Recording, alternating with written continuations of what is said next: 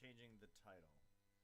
I don't think I've ever spelled the word reviewing correctly. I don't think I've. There we go. Sorry.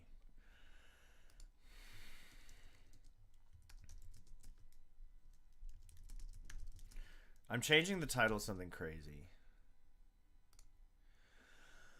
We're trying to get to 25 million likes, ladies, gentlemen, non-binary friends. We got Azak, we got Shark, we got Fabio, we got King BP, we got Whenever. Gang is all here. Super chat. We're trying to get to, with the $5 minimum, 5 super chats in the first hour, and we're gonna transition into speed running. The speed running. I went to do soundboard and it didn't work. I feel like I should just be able to click on the thing. Did I forget how my soundboard worked? Bro, what is happening? Hi, reorchestrate. Reorchestra. There we go. Okay, now I just forgot how to use it. 25 million. We're trying to get to 20. No, you made a mistake. It's not 25 million dislikes. It's 25 million likes. You screwed it up. Don't screw it up. I had a lot. I'm going to be totally transparent with y'all. And as they say in the streets, I'm going to keep it a buck with you. I've had a super long day and I'm super fucking tired.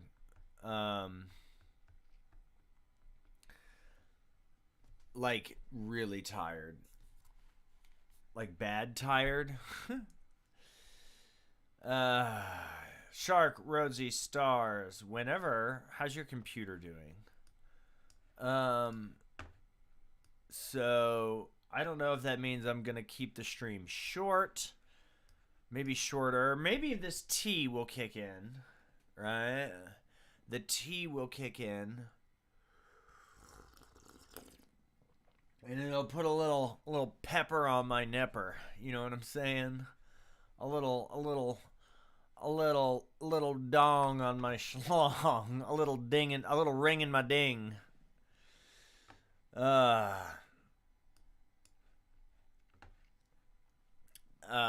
Sparks. We can hit 35 million likes. I think we can. So far, I think the record is 16.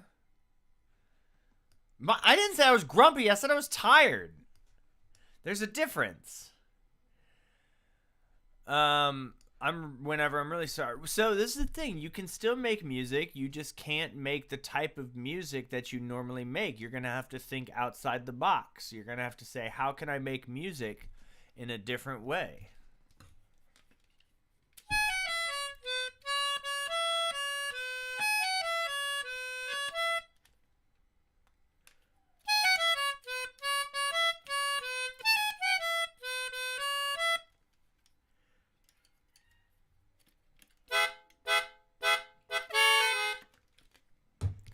He shouts, "Grow don't."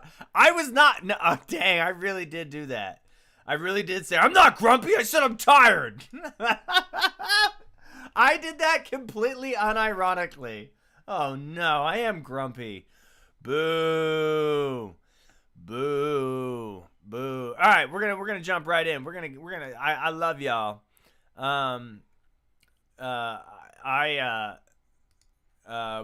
Woof. So the thing is, I had a long day of work. I had a long week. I was sick earlier on in the week, and then work is good. My job is sweet. If all y'all knew the job that I had, my day job is fucking dope. I got the coolest fucking job in the world.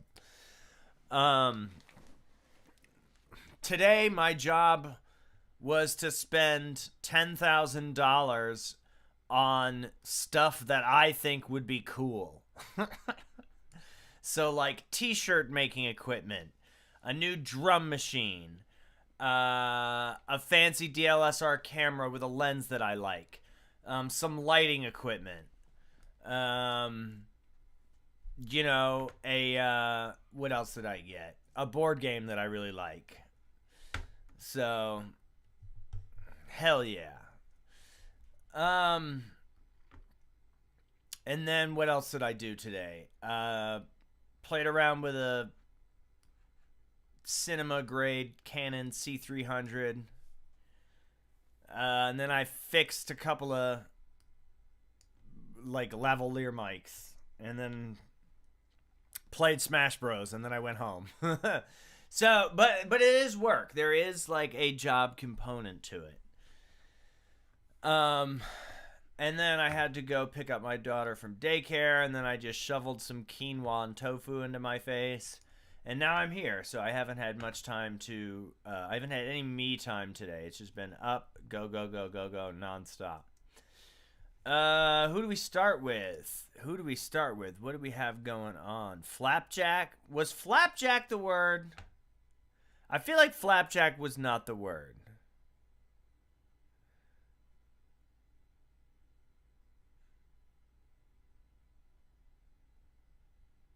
Was flapjack the word? King BP, I feel like I remember your name, but I don't remember flapjack being the buzzword. Did I write down the buzzword? What was the... No, Noddle Thatcher was 2 weeks away. Goat Cat. Flapjack? That was the word? Alright, King BP, you're up. Also, I want to start doing newbies.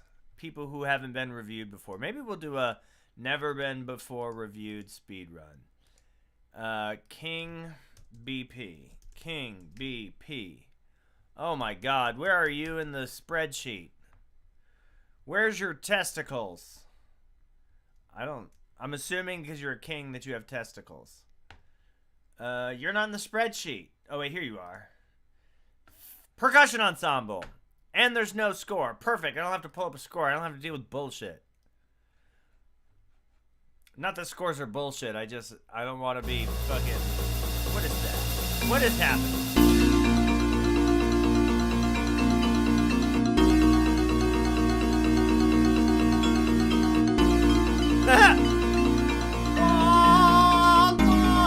Oh, damn. I thought we were going back to the floor.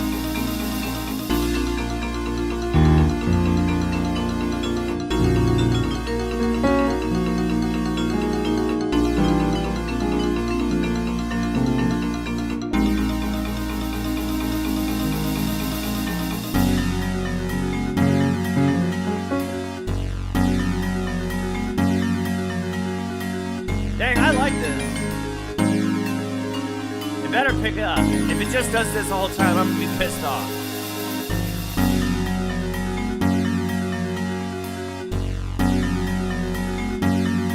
What is that? Oh, it is the set. It literally says set.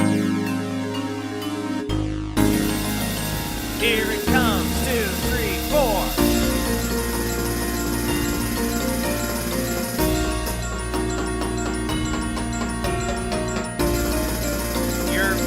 Spelling of these minor 4 chords are atrocious.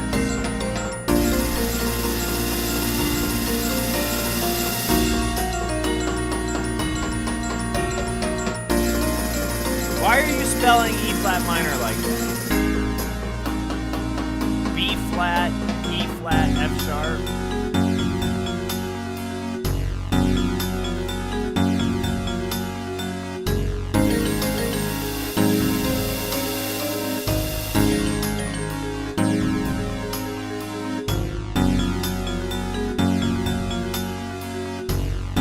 Spelling B major, F sharp, B, D flat. Wait, what? That didn't make sense.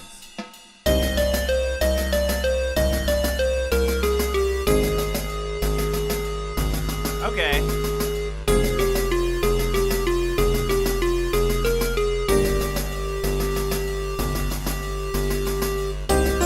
Can you send the score, please? Upload the score, because the score is in the YouTube video. Upload the score so we can review it.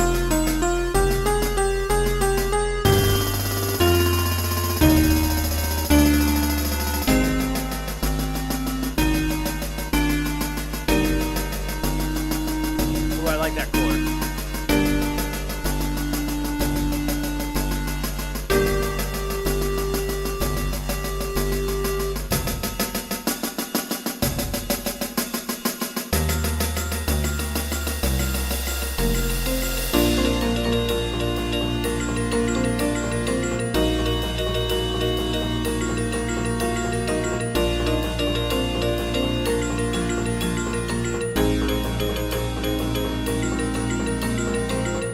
I like the title.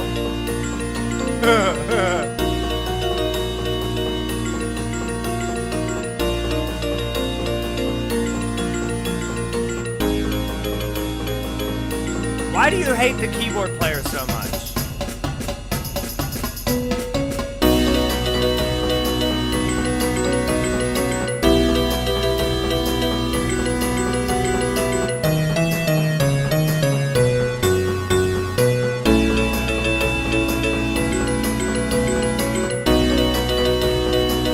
Wait, has the timpani been rolling this whole time?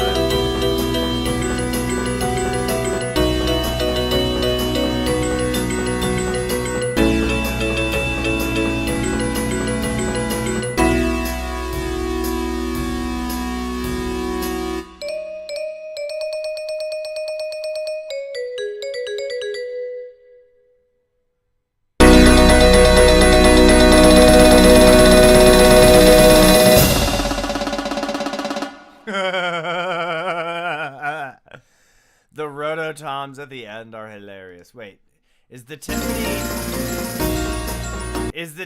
just doing a roll the entire piece? No, not the entire piece. Just most of it. Okay. I do not hate it at all. I actually kind of like it. Definitely,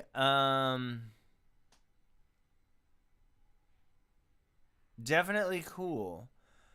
We're doing newbies. Trip, you're up next. Because dude, this is perfect. See, I'm in a bad mood and I'm grumpy, which means I'm gonna be reviewing new people, like new composers. So, and I'm just gonna be I'm just like gonna speak my mind. I didn't plan it like this. Oh no. I'm gonna scare away all the new people. They're like, that's a dick. Trip, you're up next. Don't go anywhere.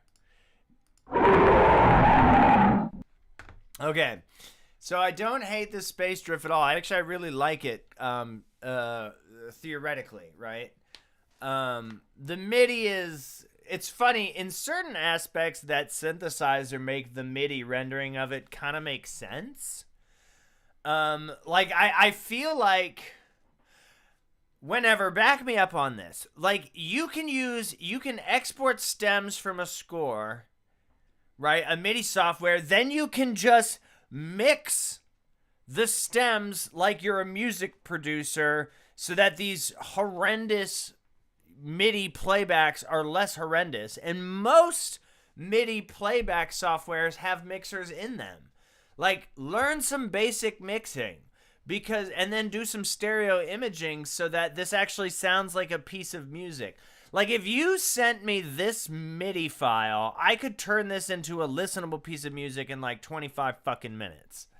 But right now it's mostly just unlistenable because I didn't even realize there was a bass drum until I realized that there was a bass drum, in which case I was like, oh, look, there's a bass drum. A lot of it feels like it's kind of propelling to take off, but then it doesn't take off. And I felt like the takeoff point was right here at rehearsal mark E. And here.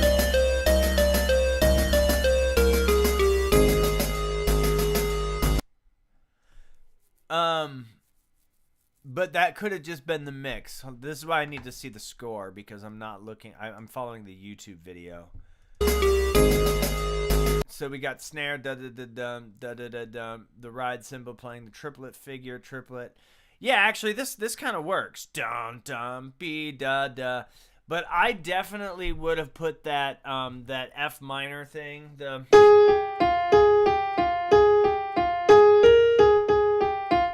I would have added that in octaves, because right now you have the xylophone playing just one line. Like, a xylophone can play octaves. And then double that in the vibraphone and the glockenspiel. So, like, having this whole,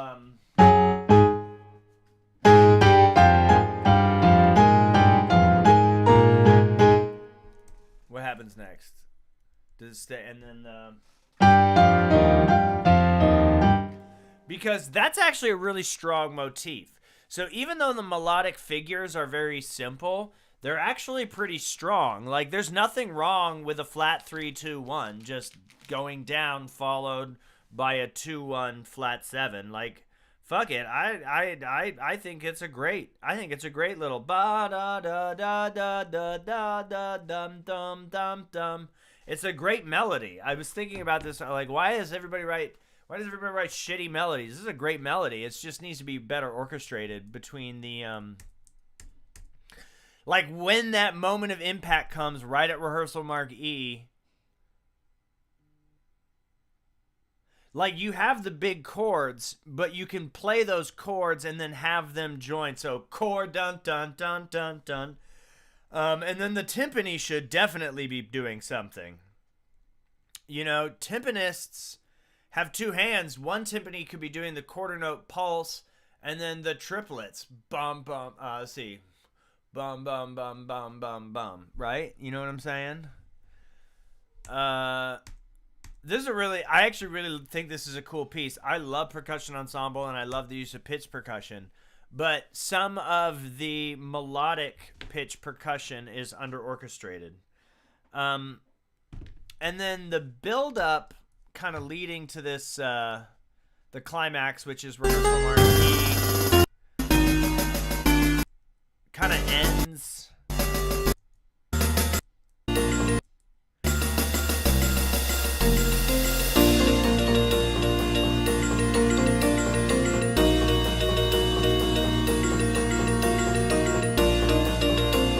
Like, I almost think that this should be for percussion ensemble and drum set, you know? At least establish the groove a little bit more. Have the bass drum and snare drum really kicking, you know? Like, establish the rhythmic section. There's not a great balance between the melodic, the pitch percussion and the unpitched. It's kind of like you're afraid to commit to this idea of, like, this shit is popping. It's a bop, and I know it's a bop. It's like, oh, I don't want to give the instrumentalist too much. You know, it's a pretty simple piece. So, you know, go all out. Originality, I think it's cool. You know, it's not the most original, but it's not tremendously unoriginal. So, like, we'll give you an 8 for originality. Orchestration, like a 6.2. The pacing was okay. I felt like the buildup was a little bit long. Like, by the time you get to E, you're almost halfway through. I feel like that could have been maybe a little bit. Yeah, see, like, rehearsal mark E, you know, you're halfway to the end. A little over halfway through. So I would truncate the first half of it a little bit. But overall, I would actually say your proportions and your pacing was pretty good. So that's like an 8. And the melodic figures, even though they were super, super simple, the chords were super, super simple, the harmonic vocabulary was super, super simple, but it was really affected, and it was really, like, nice. And so that was, like, honestly, like an 8.5. So overall score, 8. 8.0. Hey, Ray's Music coming in clutch with a $20. Goated, goated, goated. So yeah, 8.0 out of 10 for King BP. I really like it, but it needs a little bit of work in terms of orchestrating the pitch percussion parts. You know, to really showcase that cool motivic writing. I don't even want to say melodic writing. Like, it's not melodic, it's more motivic. The difference being that's sort of cell-based. Hell yeah, solid 8.0. Ray's Music, everybody. Ray's Music, let's get robots in the chat for Ray's. Always coming in clutch with them. Not 1, not 5, not 10, but $20 super chat. Ray's, you're low-key goated. We love it. We love it. We love you. Always showing support. Always some of the best music on stream. Absolutely spectacular. But, Ray's, you're just in time because Right now, at the moment, actually, even donations cannot stop the wrath of Grumpy Seth versus Newbies. That's right. We are in Grumpy Seth versus Newbies.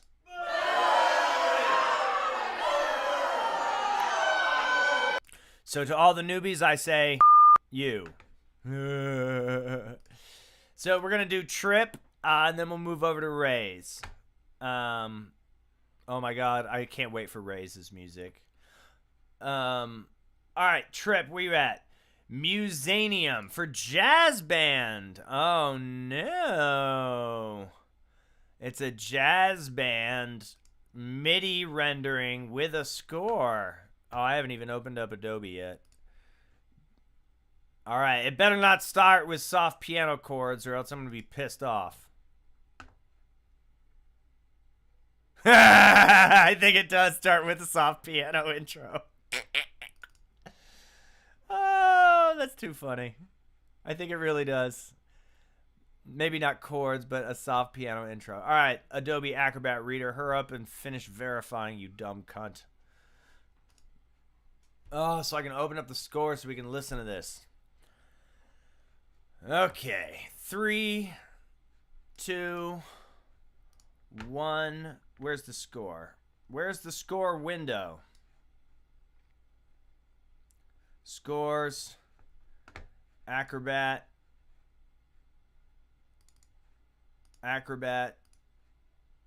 blip, blop, transition.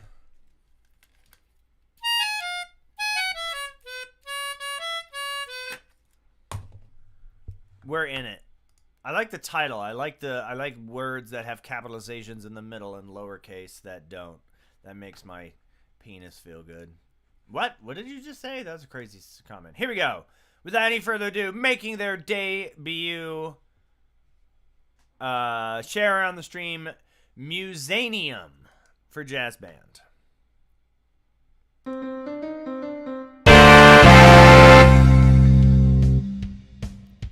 What the fuck?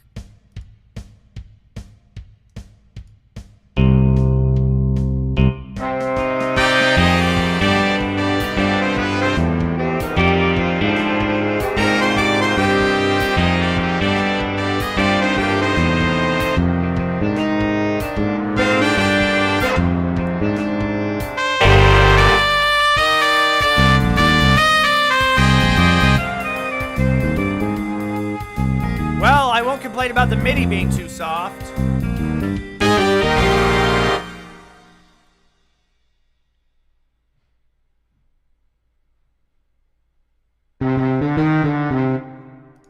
What is going on?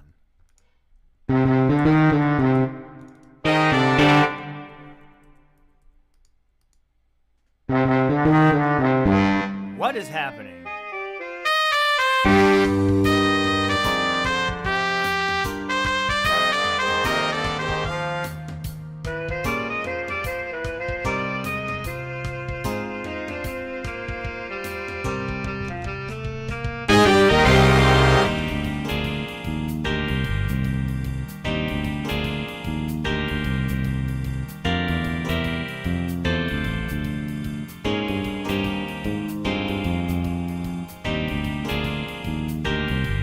The solo section.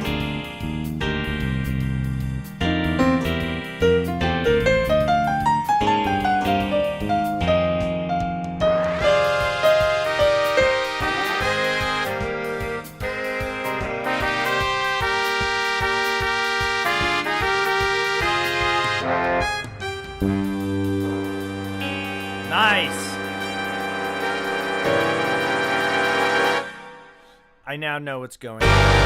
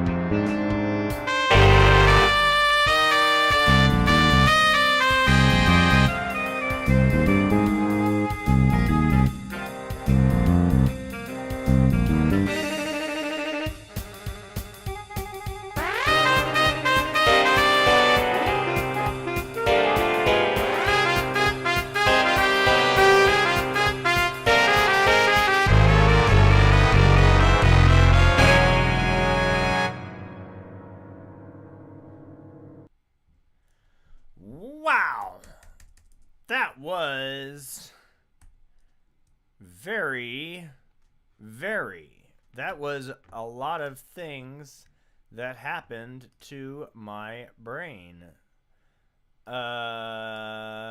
Very good. Well done. Well done. Well done.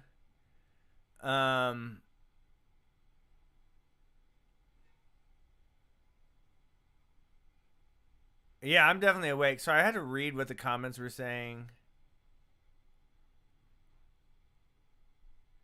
Wait, was it not loud as fuck for you all? It was like literally clipping the shit out of my...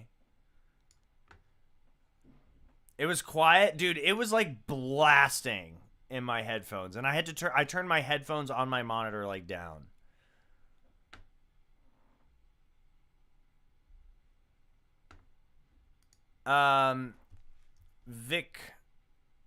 Victini. Convert your WAV file to an MP3 and that'll make it small. Okay. So it's funny that the cover page is like, it doesn't make sense. Actually, it made a lot of sense. I followed this. I've heard a lot of like big band pieces, jazz band pieces on this series, this show, this channel. And I actually liked this one amongst the best. I don't want to say I liked it the best, but among one of the better ones. Mostly because it was a little weird. It was a little oddball. Where there was just bars of tacit. I realize that's a drum solo, so that makes sense. I kind of like the fact that it's like solo, mostly used toms. I like the little bit of instruction, as opposed to just being like drum solo. Like, you know, maybe provide a little bit more instruction, but I thought that was cool. The that's catchy, even though it was definitely a little bit of like In the Hall of the Mountain King meets Mr. Aladdin, sir. Would you please lick my nuts? But I liked that. The weird, super loud, crazy fucking chords that blasted my ear holes out of their butt crack was quite a bit. Some of the sections, like the structures, it was a little awkward in some of the transitions. Dum dum dum da da da dee da brap brap brap brap. You know, like the strongest transition was right here, right before rehearsal mark D. I thought that was pretty good. The drum break into the cascading. Like, I would definitely say fill out some of these harmonies a little bit at especially places like 36, where you have just like unison. Like, I don't understand why they're all playing octaves when you could be like harmonizing, creating a little bit of movement. You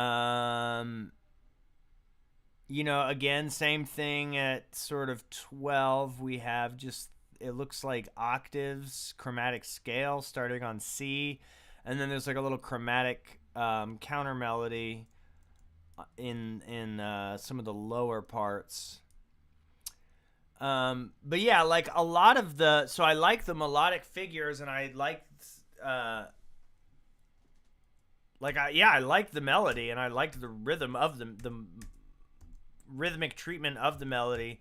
But the harmony was definitely lacking. Like, there's a lot of just, like, unison octaves. Like, here we have octave Gs, more octave Gs, and then octaves in the C. And these aren't even octaves. Some of these are just unison. That's why it sounds so fucking loud, is because you have 4 MIDI notes playing the same goddamn notes. It's just, like, the same note 4 times loud. Which actually, so compositionally, let me know if you did this on purpose. Now that I'm thinking about it, from a compositional standpoint, it's actually kind of cool that there's no harmony. Like, it's just really loud melody. Who needs harmony when you have loud melody? That's what I say. Fuck, I actually really like that. That's like an interesting, like, if you did that on purpose, if you tell me, no, I intentionally didn't harmonize the things, I just wanted lots of unison and octave thin lines filled out by like a bass, so it's like the band is actually just one horn, and then, oh my god, this would be tight. Oh my god, I fixed your music. Your music was broken, but I'm fixing it right now. Check this out. So you have all of the fucking things playing in unison, right? But then when you get to the solo section, instead of having because it's like basically just having one big loud fucking instrument, but then when you get to the solo sections, instead of having one soloist, have everybody solo at the same time. That shit would be so tight. That shit would be so tight. It'd be so weird. It's backwards.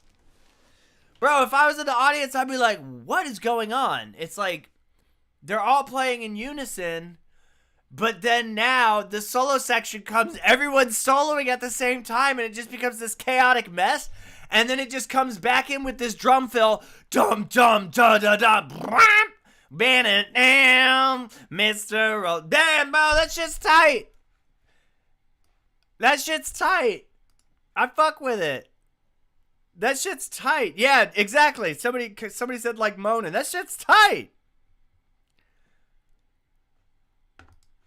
That would be so cool. Bro, that shit would be a 10. That shit was a 10, bro. If you had said everybody solo at the same time, that shit would have been a 10, because then it's like you just have... Because now it's not jazz band anymore. It's jazz band plus theater. You know what I'm saying? Like, this, I'd be saying this. Add theater into your fucking music.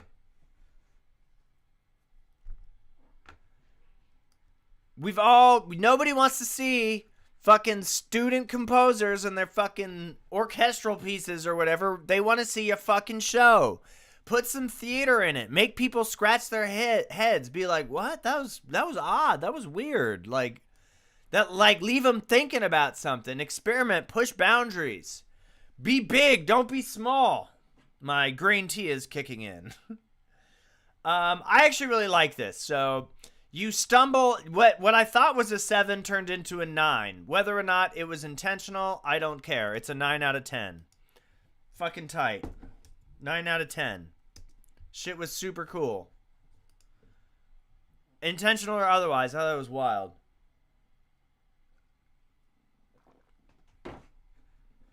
Thank you for sharing. I'm like stressing myself out. I have a kink in my back. I'm setting a timer. I've been doing this thing where I set a timer so I don't just start rambling for too long.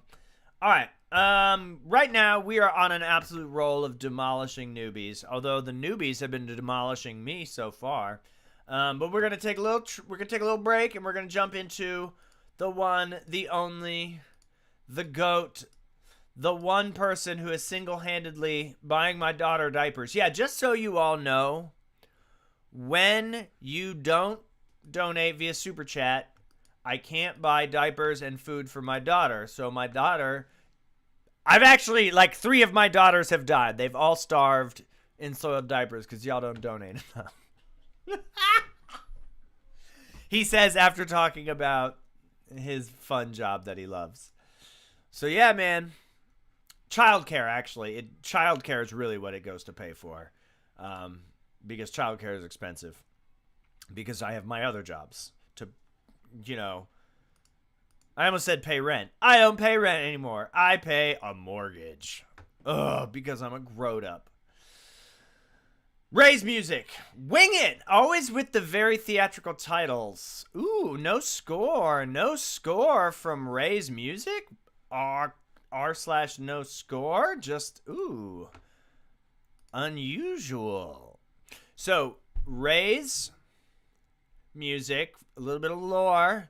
We understand there's sort of this old-timey cinematic jubilance with their music, which we love, but we have been wondering if is there more depth to their music, or is it all this beautiful? Like, if all you do is write the beautiful cinematic stuff, that's okay, but you know what I'm saying? Like, you're young.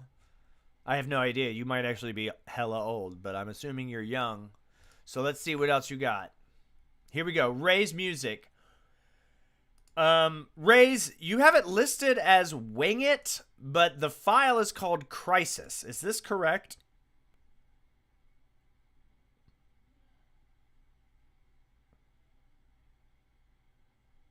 I'm going to assume yes. Is it Crisis?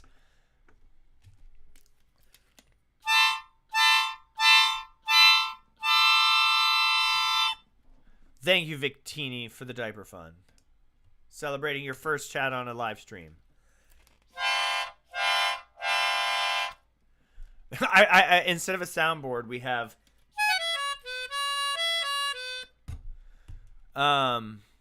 Crisis. Okay, Crisis. Here it is.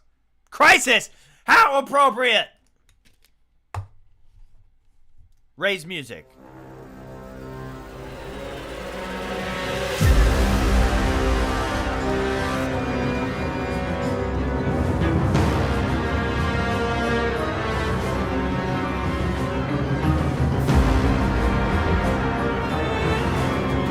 Take out my headphones and play through the laptop.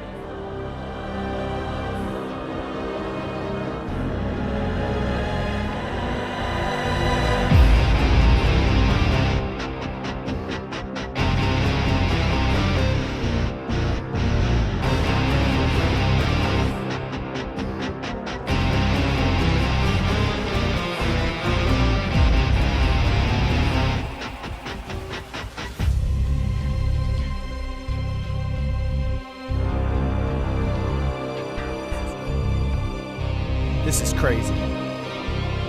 Crazy, spooky, scary, hilarious.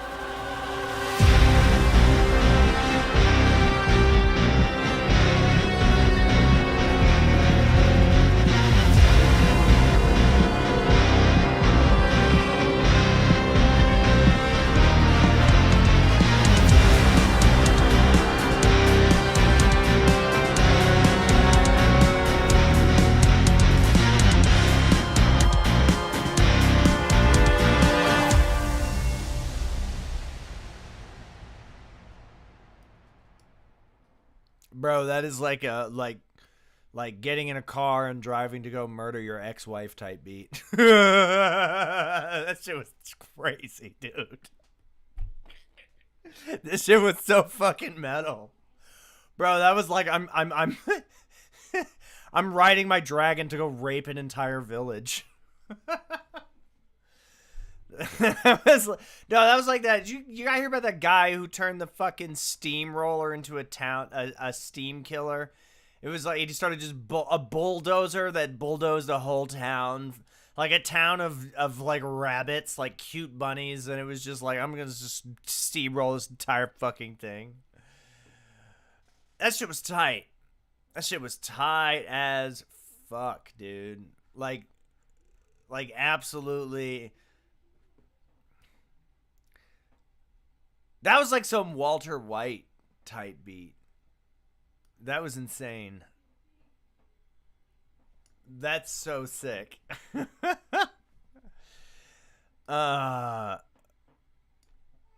Killdozer. Yeah, you know what I'm talking about? Do you know what I'm talking about? The Killdozer. That was like a Killdozer type beat.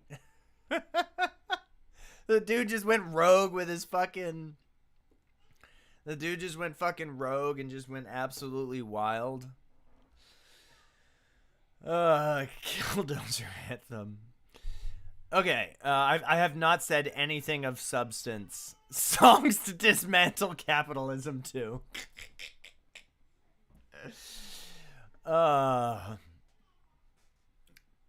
Should I put my clothes? Should I put my clothes back on?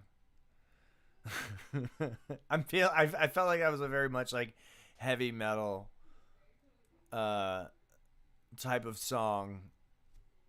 Okay, I'm starting the timer so I can actually give feedback. Okay, so it was definitely not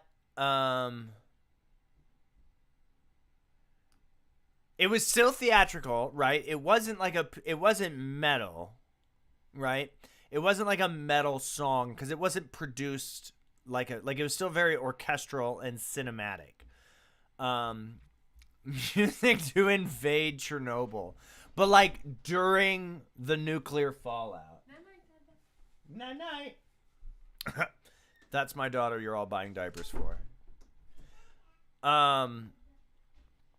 Right, like when the radiation was at its highest. Music to invade. Okay, let's talk about the music. So it still very much had this theatrical essence to it, and I think that has to do with your sound libraries. I forget, do you use Quantum Leap? Is that the East West Studios? I think it sort of sounds like it could be, but I'm not super sure.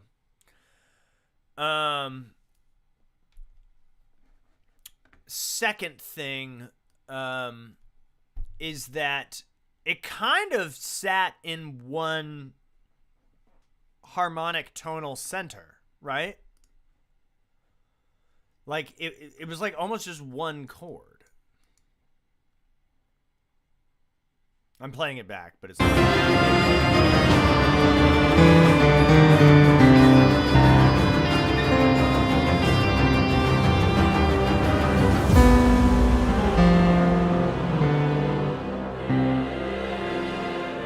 right, the choir.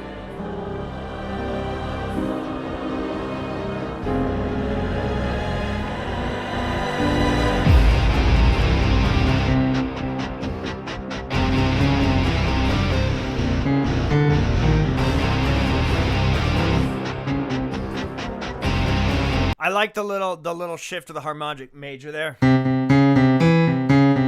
That's a nice little composer trick, everybody. That shit was tight because the whole thing's in C minor and then going into that C what do you call it? Phrygian dominant.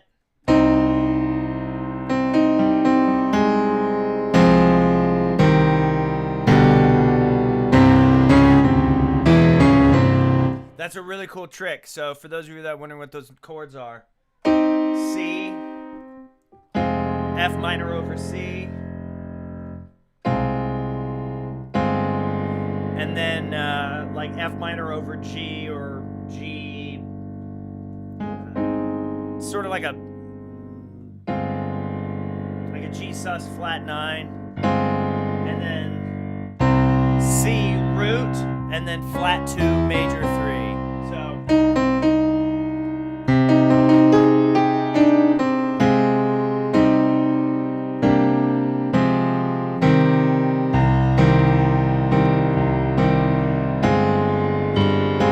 cadential 6. Right? That's a really cool. That was very, very tasteful.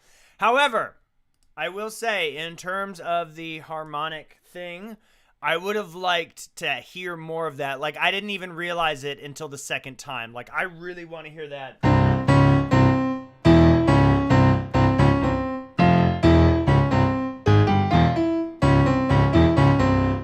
You know, and then maybe have a little, like, one section where the harmony's going crazy, you know, the, like, planing, right? Some...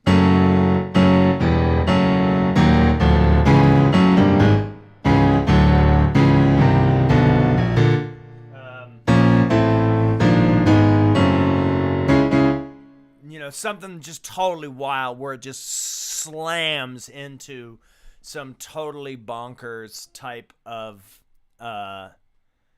like nonsensical minor chords just bouncing all over the place, and then slammed in with some weird augmented, like the augmented choir.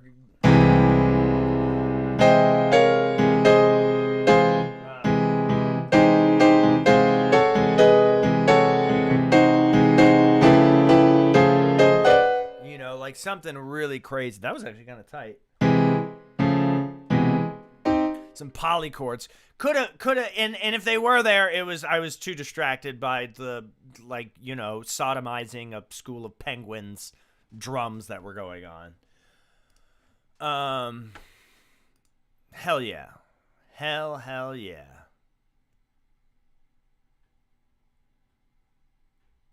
Super freaking cool. Top tier.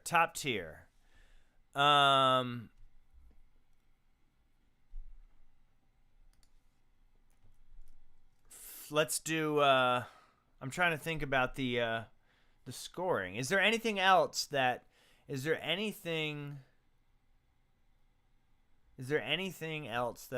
no other big takeaways. Production was high value. Although, okay, since, we did get the $20 super chat. So if I'm spending a little bit more time on your comment because you gave me $20, it's because I feel guilty about not spending enough time on it, even though I described your piece as being like riding a dragon to go sodomize a school of children bunnies or whatever, is that the production was a little too clean. There is such a thing as too clean, too pure. Like Imagine Dragons, no bueno, right? Their shit sounds a little too crispy, right? Add a little bit of crunch in there. Everything is MIDI, everything is sterile. Like, I wonder if there was a way to add in some over-seasoned field recordings, you know what I mean? Something to add a little bit more, thinking about the sound design, right? We're so focused on the orchestral mock-up that our sound design palette is like, I am stuck in this very clean sheen of perfection, but where's the filth? You know what I'm saying? Like those baby penguins are, about to get completely annihilated by that dragon dong, and everything is sparkly clean. Like, bro, that dragon probably got some serious, you know what I'm saying, spreadable diseases. So I want to hear that.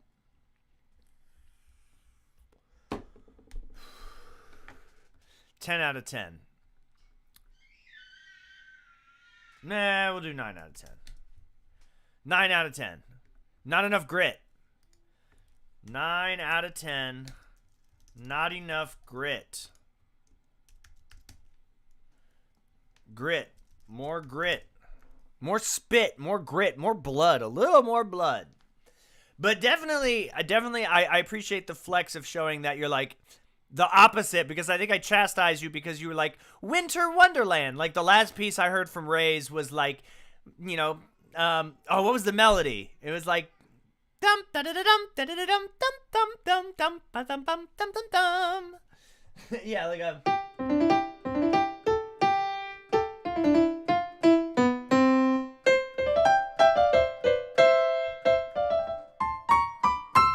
And then this one was like, eat the young, feast on the flesh of aborted fetus. Cool. Yeah, feed us gravel. Drink battery acid. It was just a cup of battery acid. So, appreciate the flex raise. Appreciate the donation. All jokes aside, really powerful, great, cool piece of music. Add a little more grit. Add a little more dirt. Add a little more.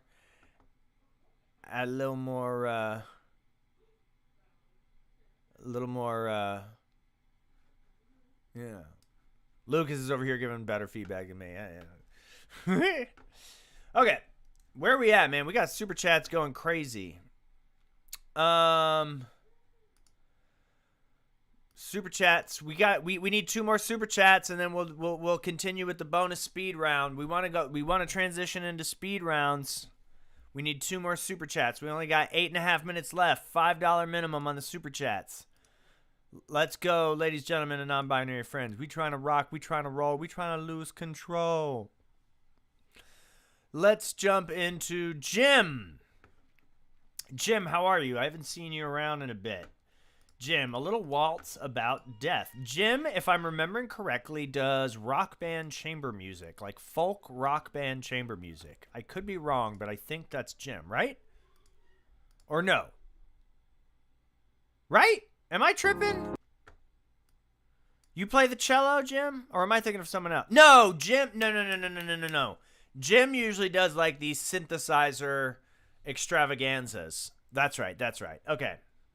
I remember. It all came back to me. Don't worry. My nipples are hard. Here we go. A little waltz about death.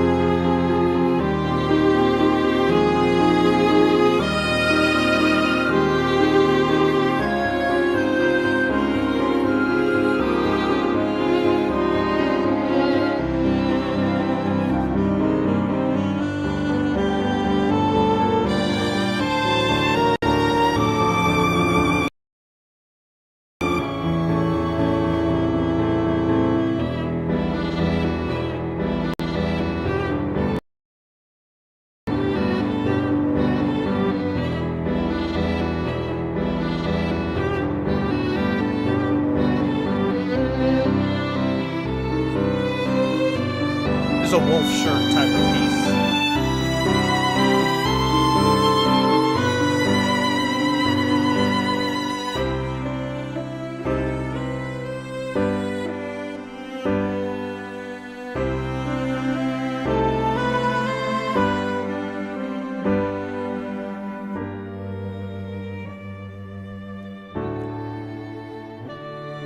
Oh, nice.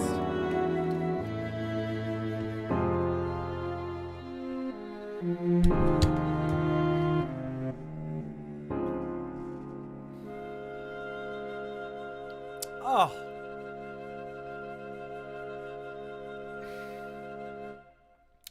I love the gorgeous little D flat chord Korg.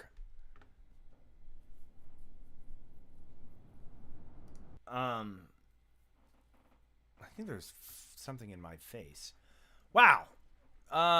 Jim, you're a great composer. You're like a really good composer. I mean, that's it. You're a good composer. You write very well. Your pacing, your sense of pacing, your sense of time is very mature. You know, I think a lot of people would take a piece like this and make it like 6 minutes long, whereas Jim has the intuition, the sensibility, and the maturity to keep it as long as it needs to be. It has a climax, you know, right around here.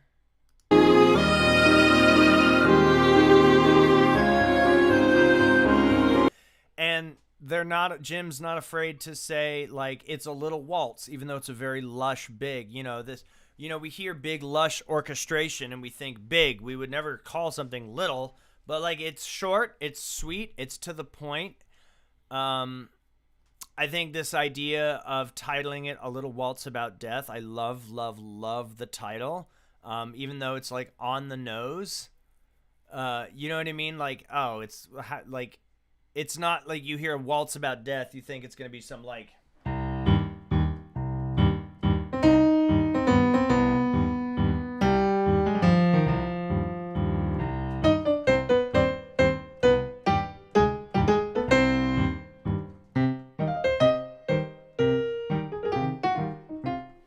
And it's like, oh, ha ha ha, it's sinister waltz about death. No, it's actually very sad.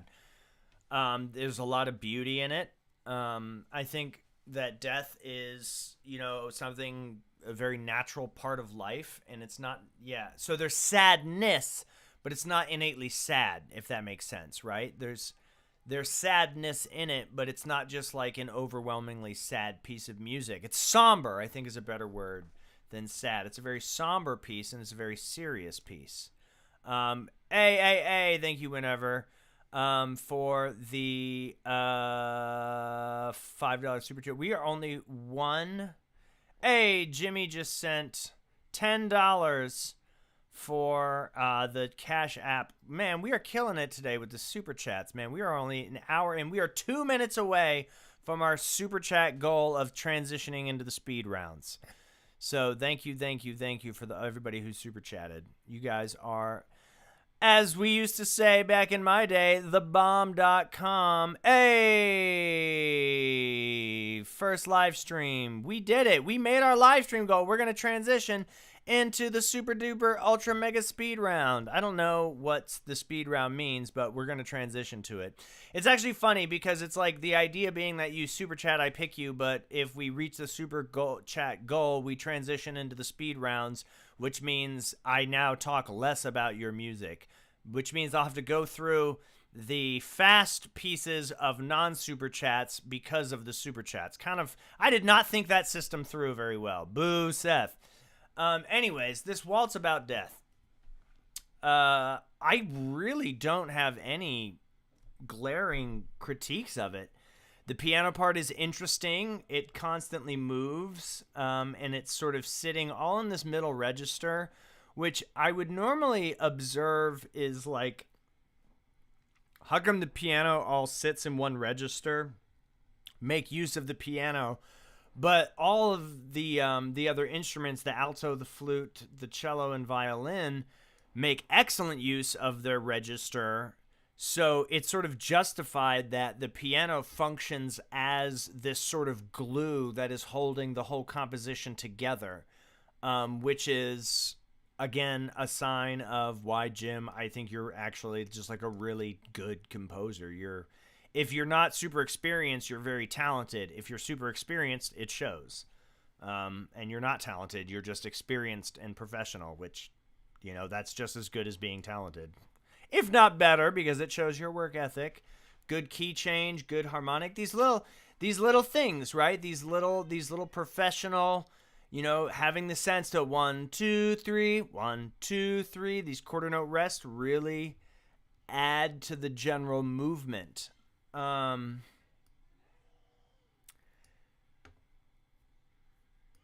If there was one sort of criticism that I could offer,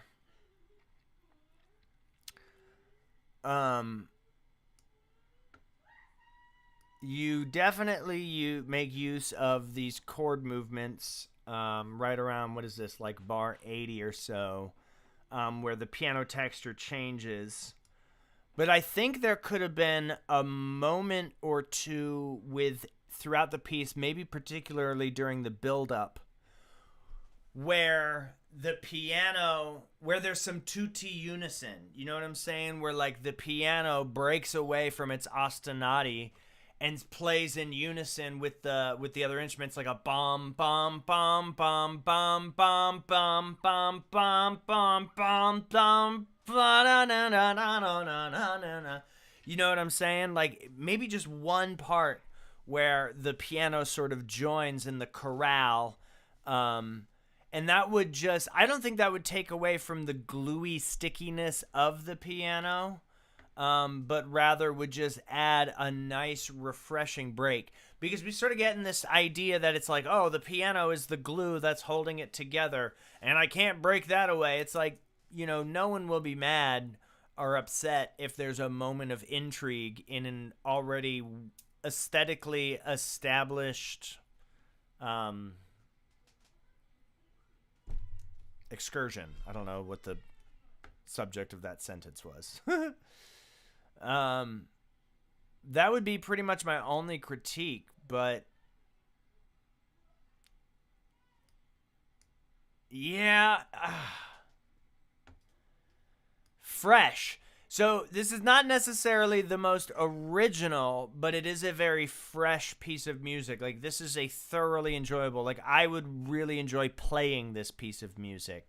So what you lack in, like, fundamental originality of, like, is it the most original piece? Like, not really, but it's a cool instrumentation. It's a little bit, it's a chamber piece. It's a piano quintet, but with two winds and two strings, so that's cool. It's relatively easy to play, which means it's accessible and easy to play, easy to get performed, but it's very pleasing to the ears. Lucas with the Super Chat going absolutely crazy today.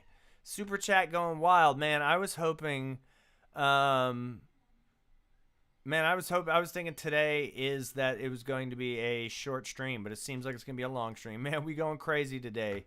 Maybe grumpy is the mood. Chat, is this a 10? I think this is a 10. It's so good. It's so good. I loved listening to it. I like, even though it was a MIDI, I literally enjoyed it still.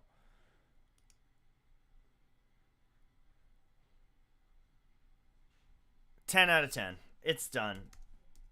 Ladies and gentlemen, non-binary friends, we have the first 10 of the day.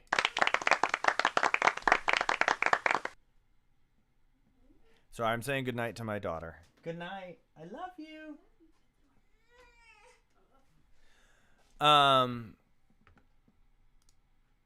Lucas, why are you sorry? You just donated $10. I'm in love with you. You just bought a pack of diapers. Well, YouTube's taking its cut, so it won't actually buy the diapers, but it could. I actually agree that it could be longer, but it didn't have to be. So that's why it's a 10, like, I'm not going to dock points for it being too short. Like, it didn't feel too short. It could have been longer, but it didn't need to be. So that's why it's a 10. 10 out of 10.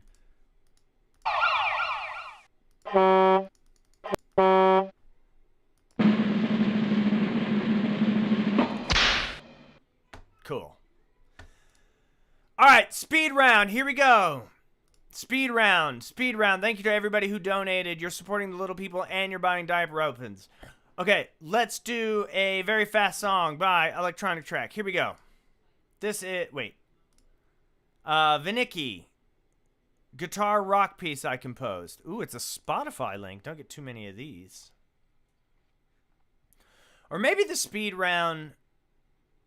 All right, live chat. So I just made up the goal. I like chaos. Uh-oh, what's happening? Where's my stream? Am I dead?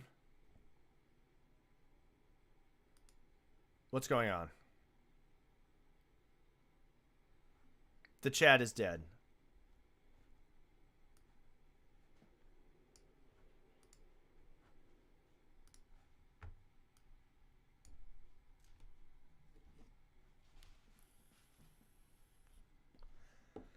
Are we back? I think we're back.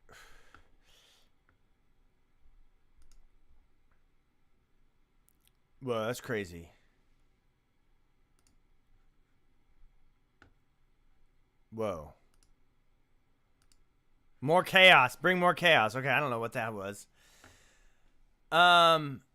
What's going on?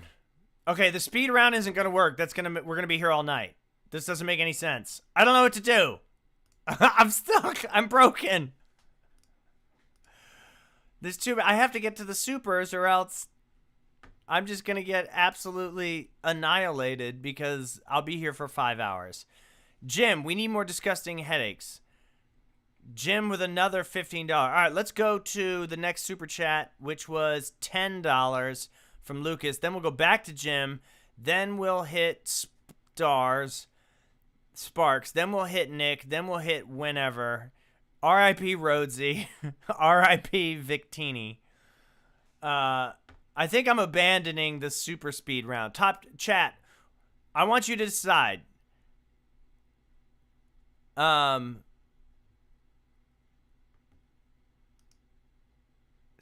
chat. We're gonna do Lucas's piece, and then chat. I need you to decide what the super chat goal is. Change the super chat goal because speed running is a terrible one.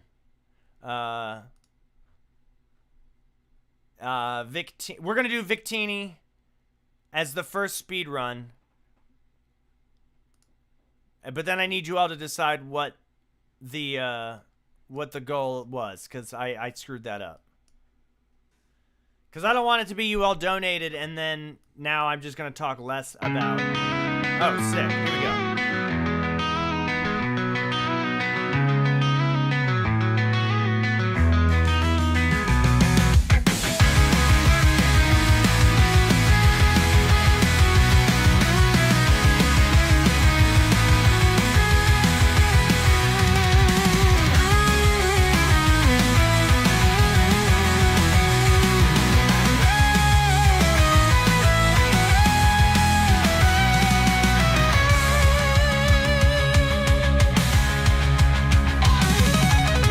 I'm afraid there's not going to be a vocalist.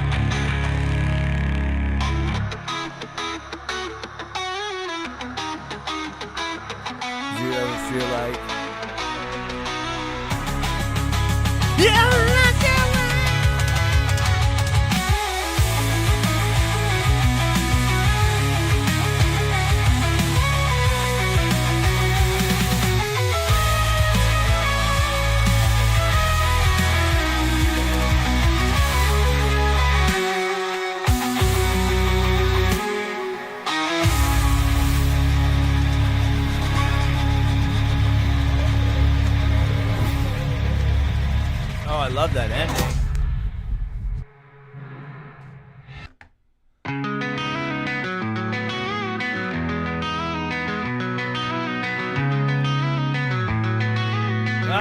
It's still playing. Okay, that was weird. It started playing on the... It was playing on the browser Spotify, and then the browser Spotify stopped. And so it fucking just started playing in the desktop app of Spotify. It was like, you want to hear it again? No problem. I got you, buddy. Yeah, it's great. Great production. I want to go ahead and say that, was that recorded in a home studio? Or did you go to a studio? I bet that was a home studio recording. I would wager money.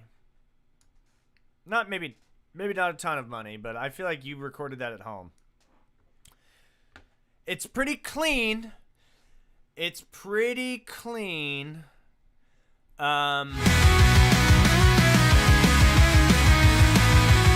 Production is solid.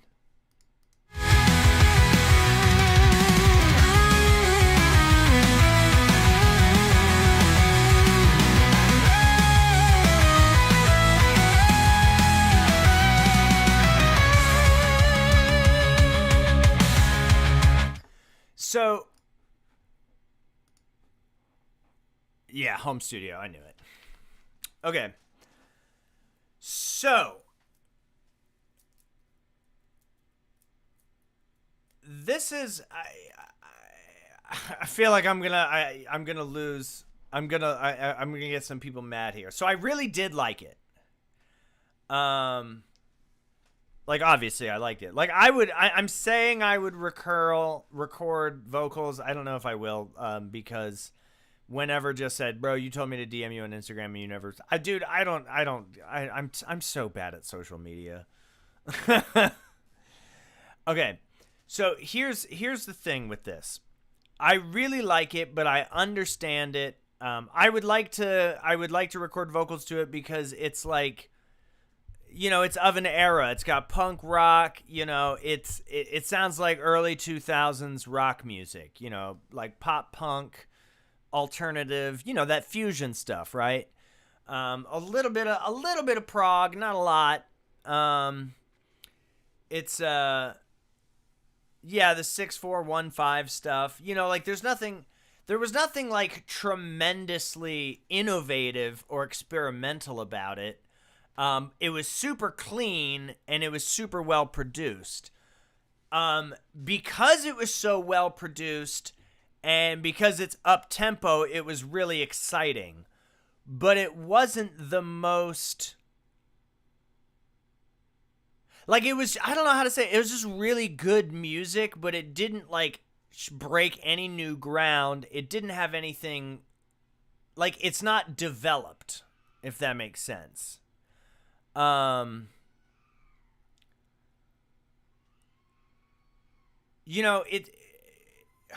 trying to explain this in a way. Like, I don't mean this disparagingly, but yeah, I'm guessing that you're young. You sound like, that sounds like you're probably between the ages of 18 and 20 years old, right?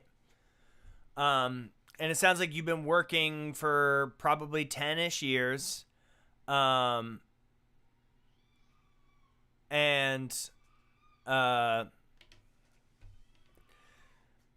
so you're good at doing that thing. But I didn't hear any guitar tone that made me say, like, whoa, that was crazy. Like the guitar tone. Yeah, see, I knew it, bro. Whenever said the modal interchange, yeah, that would help. But, like, guitar tone is such a big thing that I listen for. Because one, I'm not a guitar player, I'm a piano player, so I think like in my mind thinks synthesizer, sound design, and guitar pedals are basically your envelopes, and your filter, your modules within your synthesizer are your guitar pedals. So you could be really creative with your guitar tone. Now, that's not, I'm not saying you get some big shoegaze washy guitar tone on something that's like a really upbeat, sort of tight gated production. But kind of similar to what I was saying about Ray's music, where like it didn't have a lot of grit. It didn't have a lot of dirt. However, I don't know if that type of music needs the grit and dirt. I'm actually very stuck on assessing this because it's like, I don't think it would be improved by making it sound a little more lo-fi. And when I say lo-fi, I don't mean lo-fi chill beats to study to. I mean like literally low fidelity a la McNeil Sketchley. So I'm trying to like re-listen to that in my head. If it was a little more garage rock, would it have the same energy? And my answer is yes, it would. And it would maybe even have a little bit more of this humanness to it. However, that's because what I'm hearing in my mind sounds better because I'm forcing myself to imagine what it would sound like if it was better. But I don't know if adding some lower fidelity crunch is necessarily the answer. It's just a really well-made piece of music. Jim said, try to put your identity in your tone. Yeah, like there was nothing, like anybody could have produced that. You know, I'm not necessarily going to associate that with UK, whatever your name is on Spotify, Singularity UK. You know, it's like it just sounded like really awesome, high octane alt punk rock, which is a great thing. So no advice on the music other than just keep pursuing and don't be afraid to push envelopes. Listen to as much music as you can, and really try to push yourself and push the boundaries. That would be my suggestion to you as a musician. But Peace was great, man. Second 10 out of 10. Needed a little grit, but it was fucking awesome. Sadoskia. Pete. Oh, wait, no. Who's Janice? Bye. Cheers.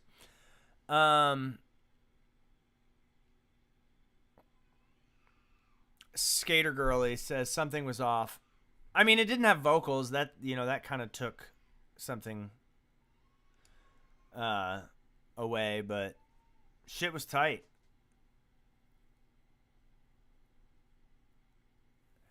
Industrial Druid Society, you're on Cash App. Don't worry, I did not forget you. You're not being rude at all. I appreciate the reminders. Going in clutch with the Cash App. But I actually did need that reminder because we had a moment there where the chat started going crazy.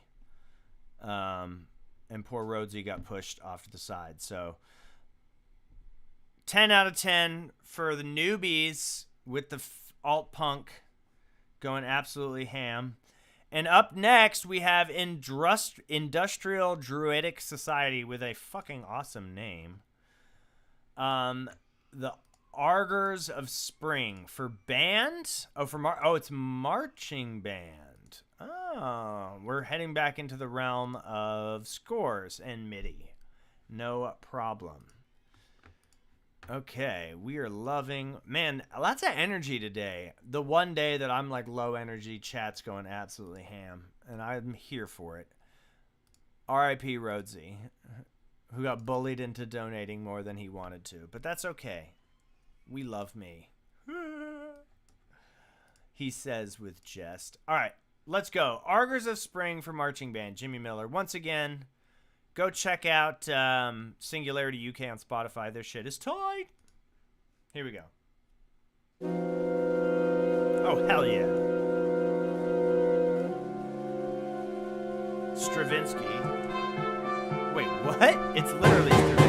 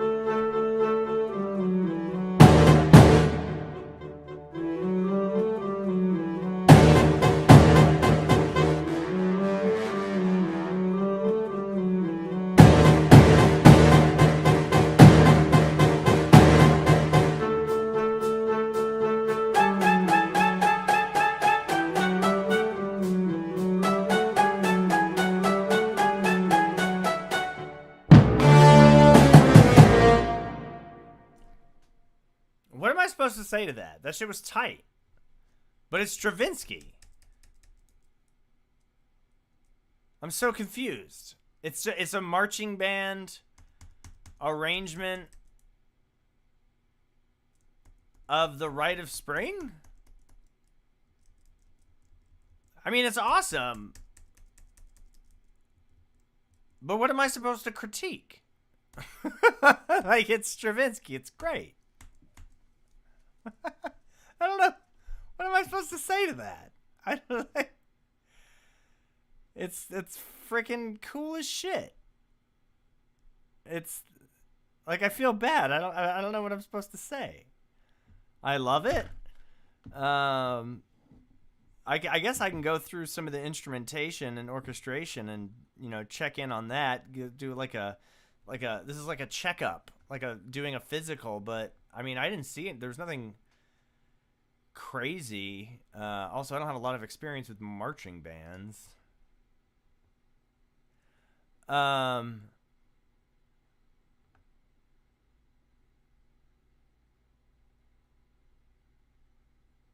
trying to read what it. Do we have any? Is there any? Yeah, I'm actually like, I feel like I'm being trolled a little bit. Like, I want to, you know, you donated. You made a very generous donation, and I appreciate that. But like, I don't know what to say. Like, oh, I don't like the melody. Like, let's see. I mean, it's a great arrangement. So I can give.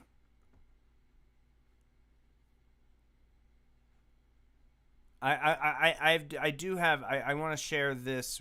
Actually, this is the same piece of advice or insight that I gave to someone else who did an arrangement of some Metroid music.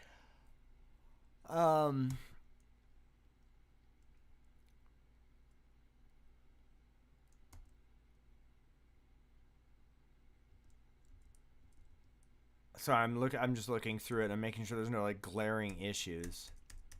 Yeah, I mean the breathing is, I mean the staggered breathing, definitely want to put that in the score.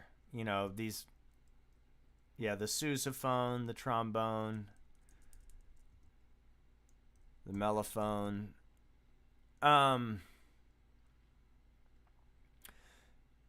So pee break. I gotta pee. Pee break, everyone.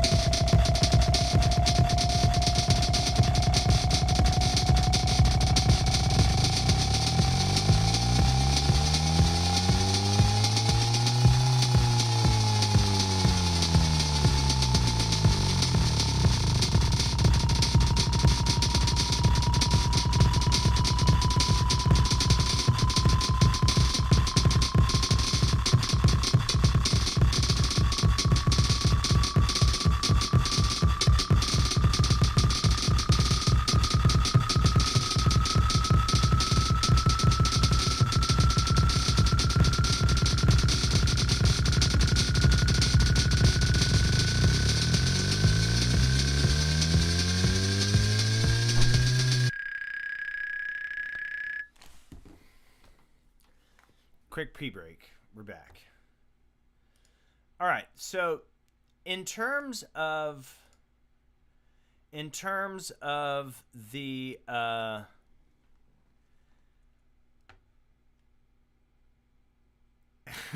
my god, the droplets. In terms of doing arrangements of very well-known pieces, I mean, this is like, it was like at the very beginning, you heard, before I even looked at the score, I was like, oh, Stravinsky. And I thought it was just like a cute little homage at the beginning.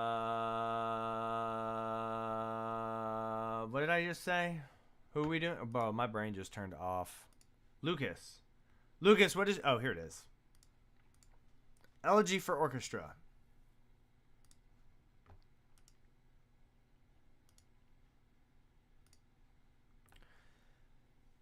Silent Morning. Oh, I like the little wordplay. Is it morning or is it morning? Ooh. Very sneaky little title there. I like it. I like it a lot. All right, without any further ado, Elegy for a Silent Morning by... I don't want to dox you, but your name is, in fact, in the... score. Okay, where are we? Here we go. Boom.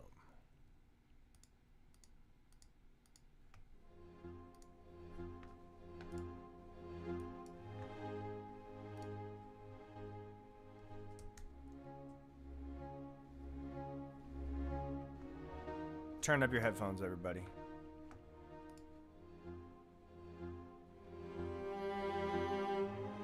Oh, wow.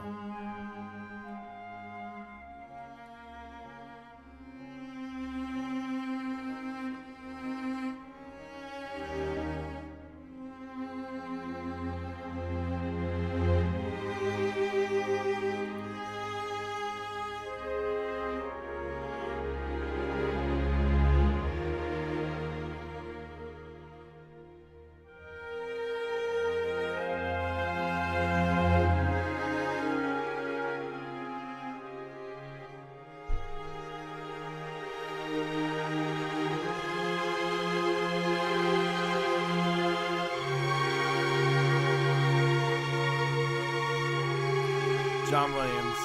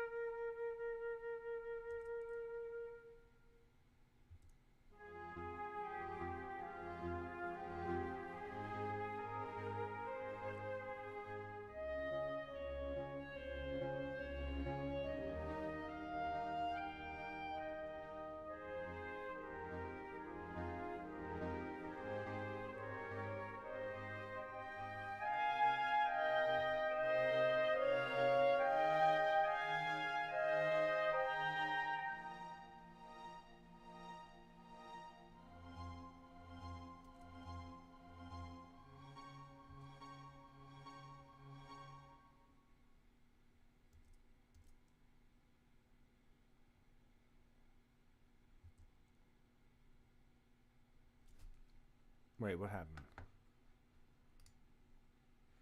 Wait, what?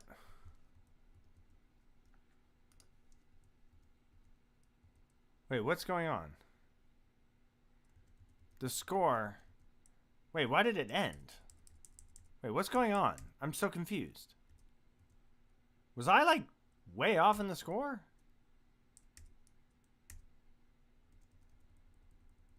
Wait, what? What? What the fuck just happened?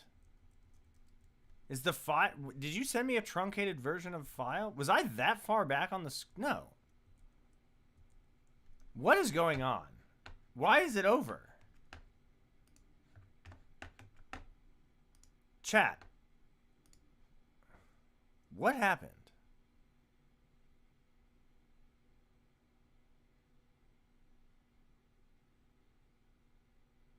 Lucas called it everything. It's broken. Bruh. Bruh.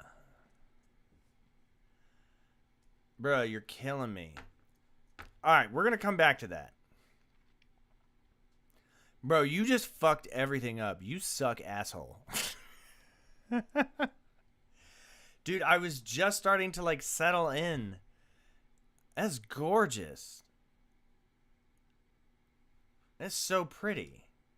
Yeah, the file's over. It's 2 minutes and 50. That's so. All right, we're gonna move on. We're not gonna. We're gonna come back to you, Lucas. We're gonna come back to you. We're gonna come back to you, but we are gonna keep things moving. But I promise I'm gonna come back. Even though you just ruined the whole mood, you brought the whole mood down. You fucked everything up.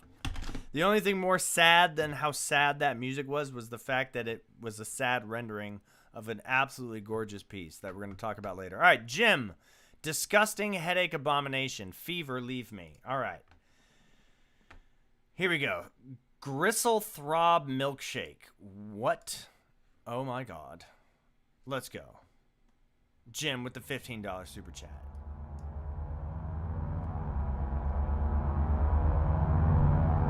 Captain Spit Valve. I forgot you had funny names.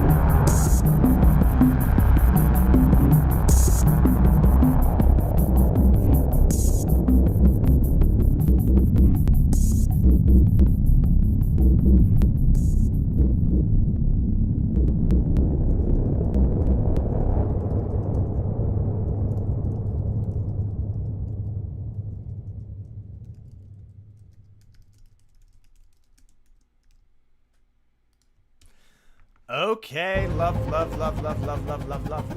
that. That shit was tight, too short. Don't love the fade out. Love the ambience and ambiance of the texture. What is that drum machine? Is that a CR727? That drum machine sound. That's like, is that the CR747? What is that? I think that's the make and model, right? That very distinct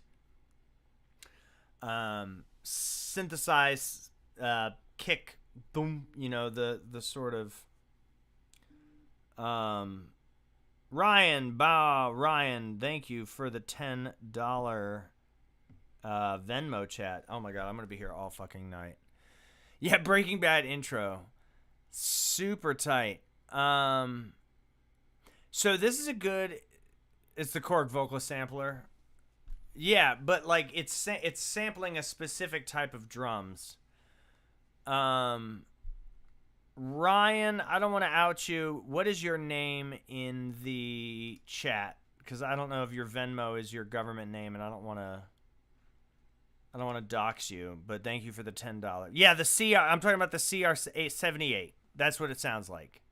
Nick, thank you for that. Was crazy that you knew what I was talking about.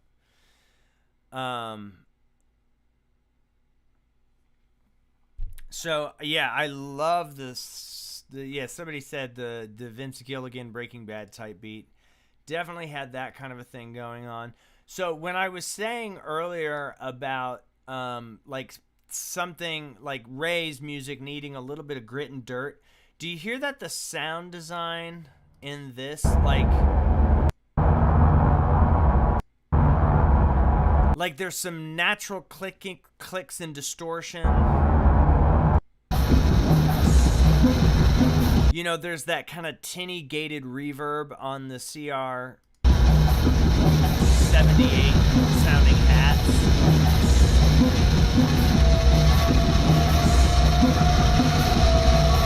And then there's that mono distortion right in the middle. That sort of grinding. And it sounds like it's in a, you know, it's a very dry sound, but it's right in the middle. So it's adding this really sort of crunchy otherness.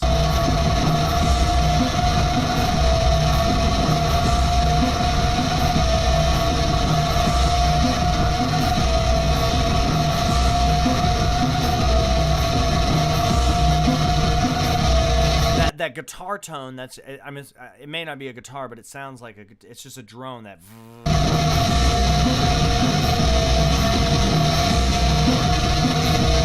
Somebody was saying shepherd tones. I think this would have been cool if it had shepherd tones in it. It doesn't really. Like, I can very clearly hear the what. I can hear the envelope shape.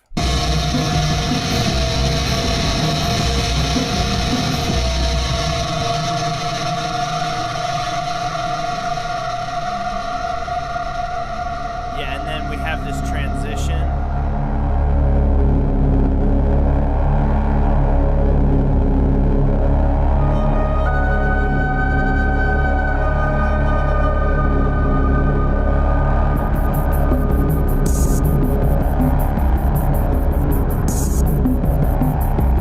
So I would have had that come back.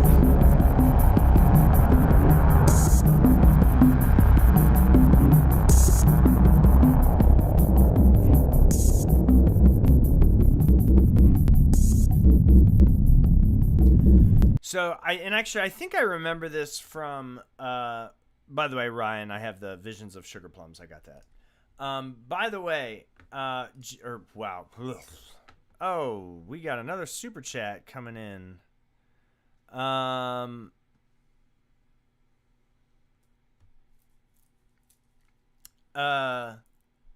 Thank you, Lucas, for the second $10 super chat. You got, man, super chat going crazy today. I appreciate you. Rhodesy, poor Rhodesy. Jim, what I remember from last time, if I'm remembering correctly, is you actually do this. Where you have like a really distinct melodic figure come in. But then it only comes in just once. And while I like this idea of like having a melodic figure only appearing once, there's like some, I think, aesthetic and theatrical value to that. It does make me hope and wish that sort of screaming clarinet-esque synthesizer line sort of played a melody and, you know, sat on top a little bit more as opposed to like a single cry. You know, having a little bit more development in that melodic run. You know, like play with that melodic line and, oh my God, my quinoa, and have it build up a little bit more as opposed to just kind of like coming in once to say hello, like, hi, bye. Also, I love your sort of industrial, you know, dark wave aesthetic, but have you considered adding in a little bit of field recording? Jim, yeah, no, like, I get that. The melody never coming back leaves you feeling weird, awful, watched it birth and die. Totally.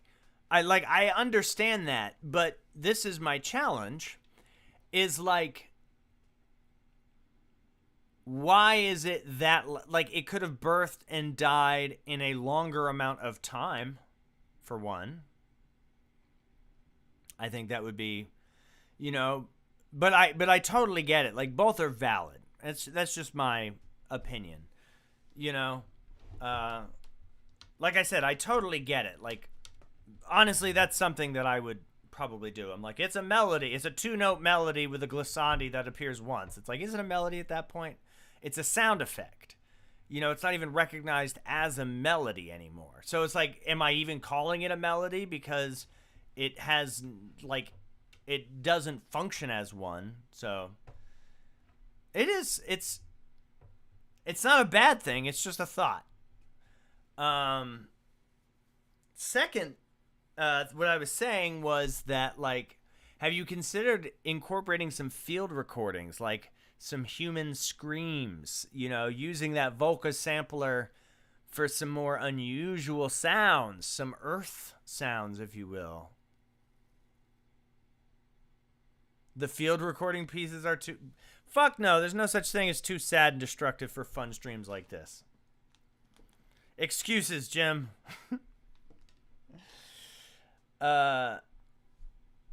Yeah, I love it, man. That shit was tight. Bro, there's some good fucking music out today. That shit was tight. Would have liked to heard it a little bit more developed. See, this is why, like, this is also a testament to why sound design and just overall, like, production value is important. Like, I actually wanted this to be longer. Really and truly, it was too short. Because the sound design was so enticing. You have such a good palette for sound design that should have been developed. Like a third section, you know, there was this beginning, the second section. There could have been some recapitulation where you have this idea of the birth and death of a melody. And then it just comes into this like sputtering blah,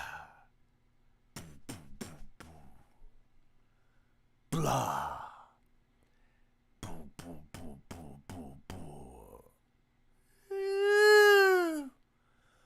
Blah. Boo, boo, boo, boo,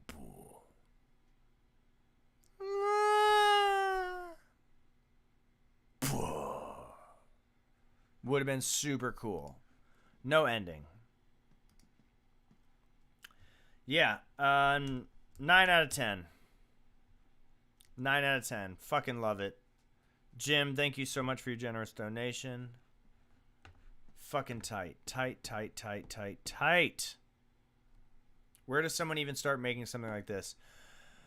I hate to be that guy, but the hardware synths really make it fun. Man, one of these days, I gotta set up my home studio with all my... Dude, I have a lot of really cool equipment, and I have not used it in months.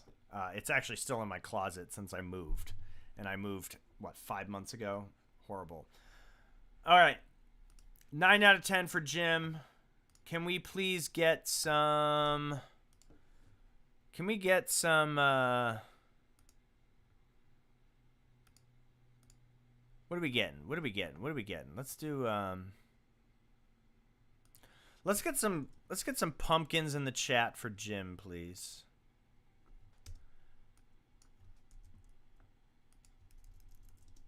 Pumpkins in the chat. That was spooky. I liked it. All right, we're moving back onto Lucas for the redemption. We are going to start the piece over because Lucas fucked everything up by putting the wrong file. Before I open, I'm going to make sure that this does in fact go to the end.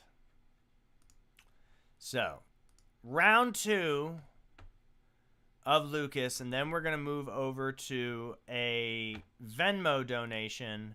Then we'll get back to, I think Rhodesy is actually up next, if I'm not mistaken, because Rhodesy had a $5 chat and a $2 chat, which puts Rhodesy at math is going to math 7. Yes. So, okay. my math mathed correctly. Chat, if I don't open up and see pumpkins, I'm going to be pissed off. All right, here we go. Back. Yes, we got the pumpkins.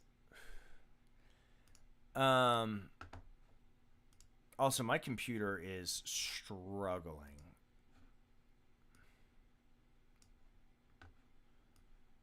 Here we go. Elegy. Hopefully the full version.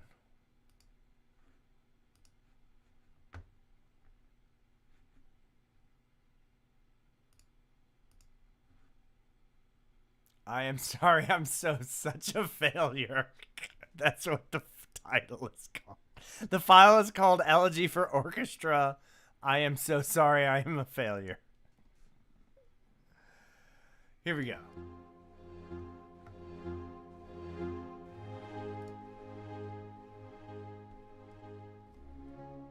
I'm not going to skip the 2 minutes ahead. We can manage.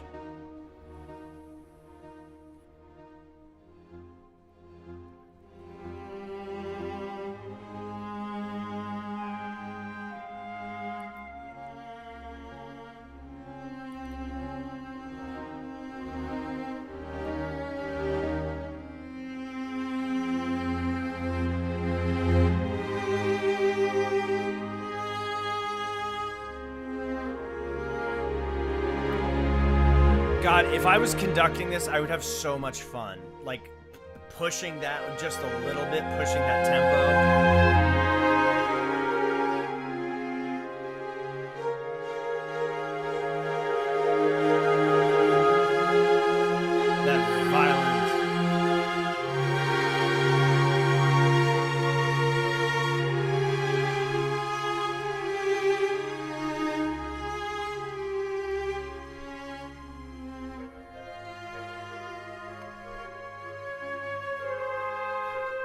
I love the little staccato clarinet things.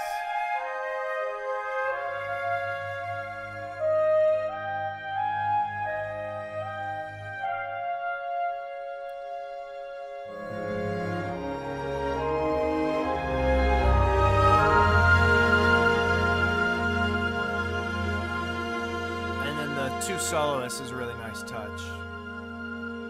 I love having like originality of, you know, having the two soloists, but it's not like a concerto. You know, it's adding character and depth.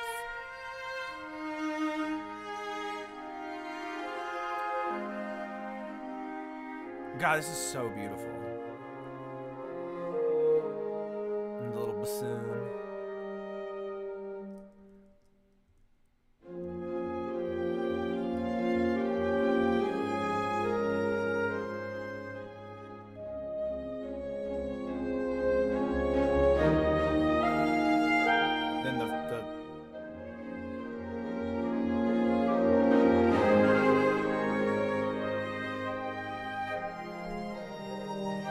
The nice little inner lines of the 16th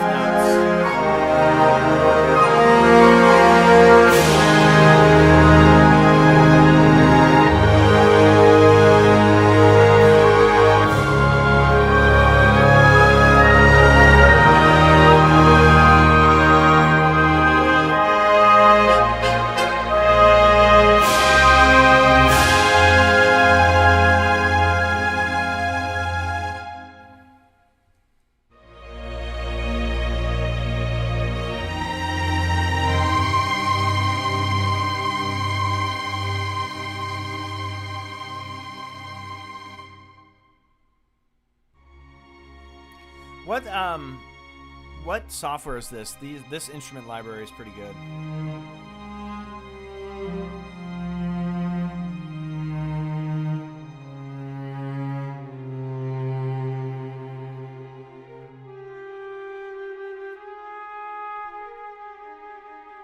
Sounds like Sibelius.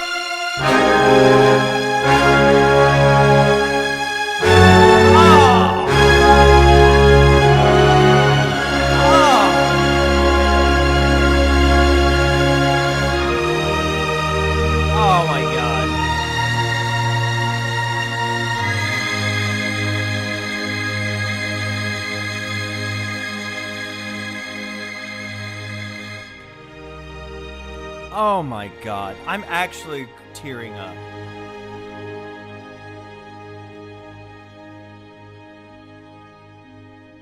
The piano.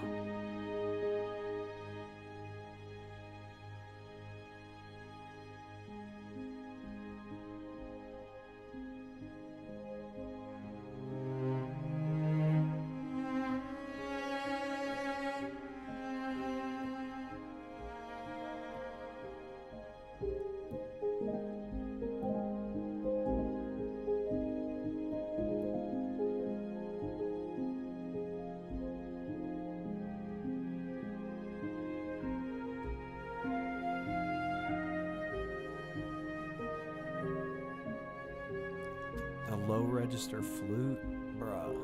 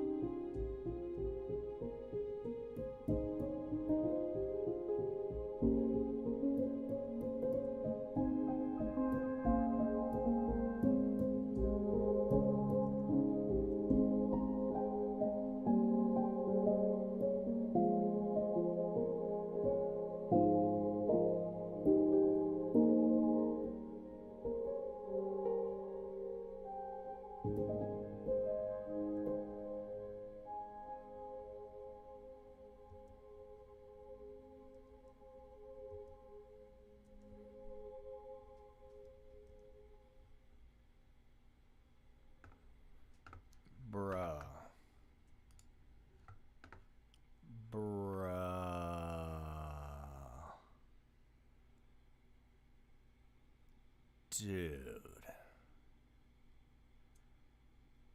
Dude. That shit was crazy.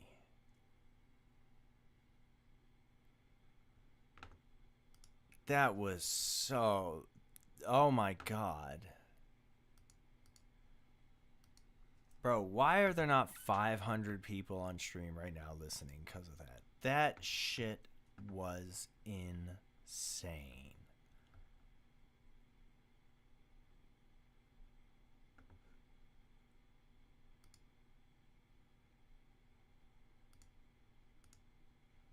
That was so... Jim, thank you for the $10. That shit was ridiculous.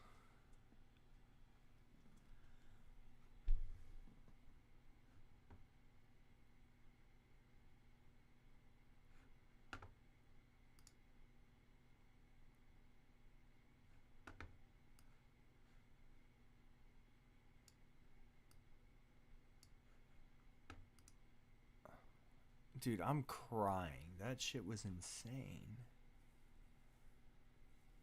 What's good? My internet's crapping out. Like, it was too much.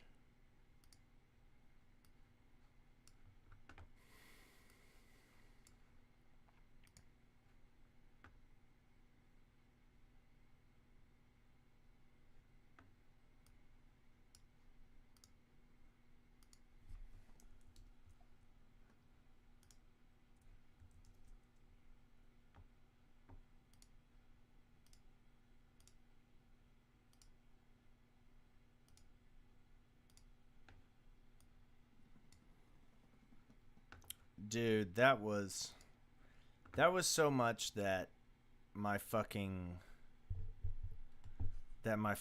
like internet crapped out. That was the best piece of music I've ever heard on this stream, and I've probably done 30 of these streams.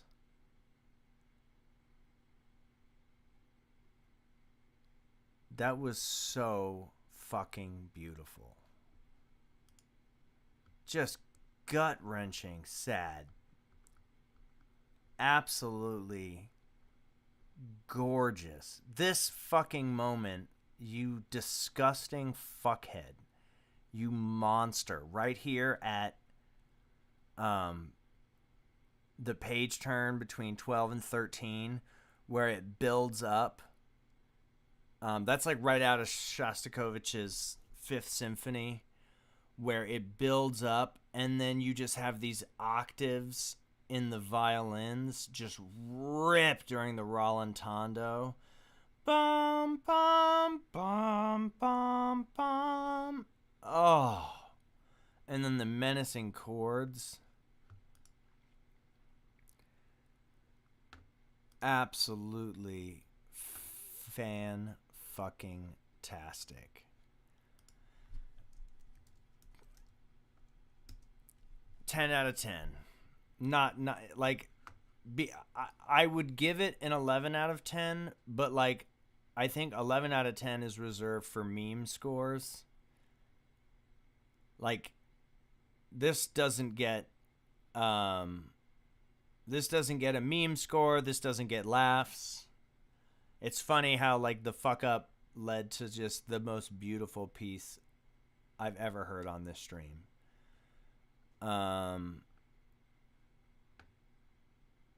This shit was so fucking gorgeous. It had everything I just absolutely loved. Every single thing. I don't want to spend too much time, or I do. I there's so much I could say about it. What I love: your pacing, your textures, your form, your melodic writing, the little chromatic lines, the beautiful orchestral moments, the absolutely incredible piano part that came in out of fucking nowhere, right? Piano's tacit the whole time. Is that the only this was and this is one of, not only is it the most beautiful, it's one of the best fucking pieces written. Just everything about it. You know, this darling little staccato dun dun dun dun dun dun in the middle wasn't out of place. When it comes back in sort of the longing flutes, then these sort of minimalist alternating thirds on this F minor thing in the strings with the 16th notes, and then the flutes just playing these sort of long lines.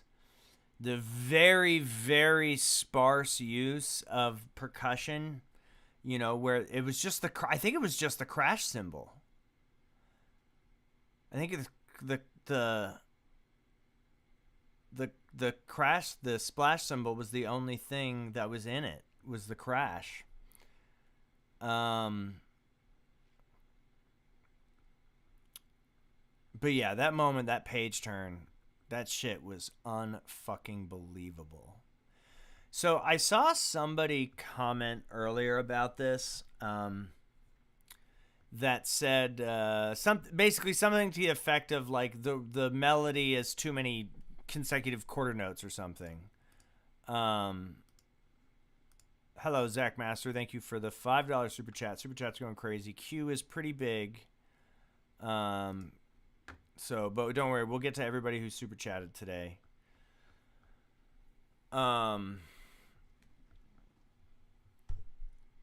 still just recovering from this piece. I don't know about these markings.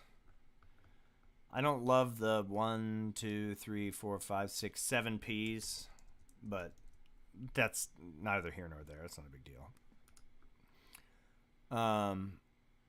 What the fuck? The like there's a couple of notation things. But like that would just be like nitpicking, and this doesn't need to be nitpicked. Bro, can we stop doing this? Oh my god. I'm trying to scroll. I'm about to lose my shit. Okay. Somebody had said something about too many quarter notes in the melody. I wholeheartedly disagree. While I do understand what they meant by like, oh, you know, there should be more rhythmic ideas. This piece would suffer if you add these like dum ba-da-la-da-da-dum, diddle-dum. You know, if you started adding too much rhythmic variance, it would really take away from the impact of it. You know what I mean? So I think everything was spot on. Bum, dum, dum. Oh, golly. Absolutely spectacular. Beautiful, beautiful, gorgeous, gorgeous, gorgeous piece. 10 out of 10.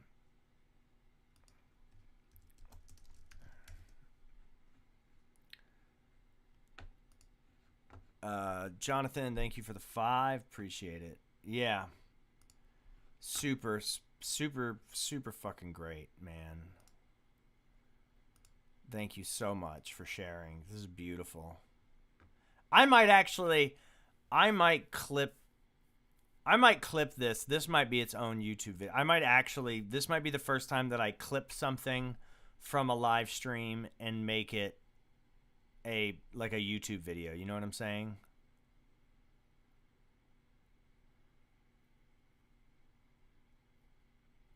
Nick, was it you who said the thing about the quarter notes? Yeah, I think it was you. Yeah. I see. It was funny, Nick. I had seen your comment about the quarter notes, and I was like, yeah, I noticed that too. You had said like every composition teacher. I was like, yep. And like my brain, I was like, yeah.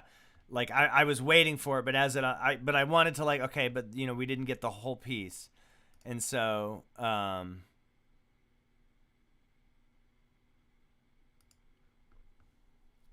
it's so yeah, hearing it in context, it does make sense. But I think you were right on the money about that assumption, and then once you hear the whole thing, it's like, oh yeah, I did need it. I can't get over how fucking awesome the cymbal usage. Like the cymbal, this percussionist, like, am I bugging? The percussionist literally only has 2 bars of music. I want to play cymbal in this piece. The percussionist has 2 bars in the whole piece, and it is one of the most poignant, resonant, pregnant, beautiful passages of music ever written. It's this fucking where'd it go? It's those 2 bars, and it's just like a cymbal roll into a crash. It's 2 bars. It's a rolled quarter whole note into a quarter note, and it's just those are the only 2. It's basically one note.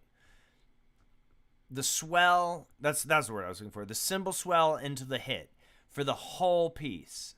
Oh no. Okay, wait. No, there's another cymbal part here. Okay, it wasn't the only one. Still, my statement stands. Very minimal, so gorgeous. All right, I'm done gushing. It's just crazy.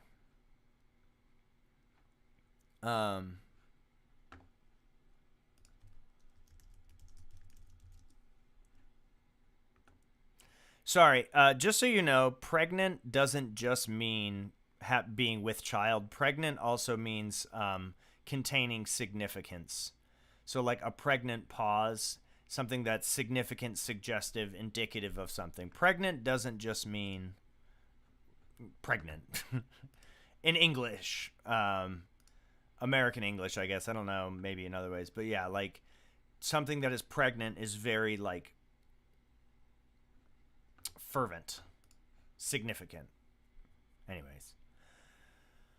Okay. I'm done stroking Lucas's cock. So fucking good. All right. That's crazy. Somebody's got to follow that. But the actual best piece on a Seth David stream to date. Without a doubt. All right, let's go to the Venmo. Then we get back to Super Chat. Rhodesy, I didn't forget you. We're going to do Visions of Sugar Plums. Oh, by the way, W for the Spitfire MIDI. That really worked out nicely. That piano was kind of the giveaway. When after the piano came in, I was like, oh yeah, I recognize that piano sound. All right. What's it called?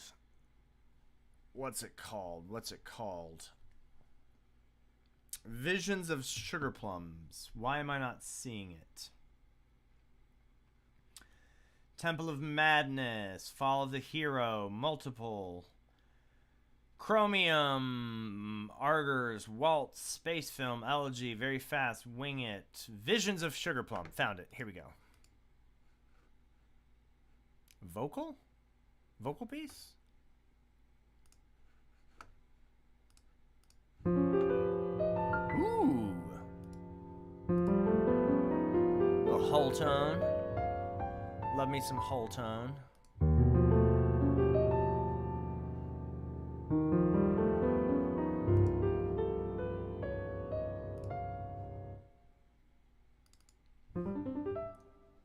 Oh, fun.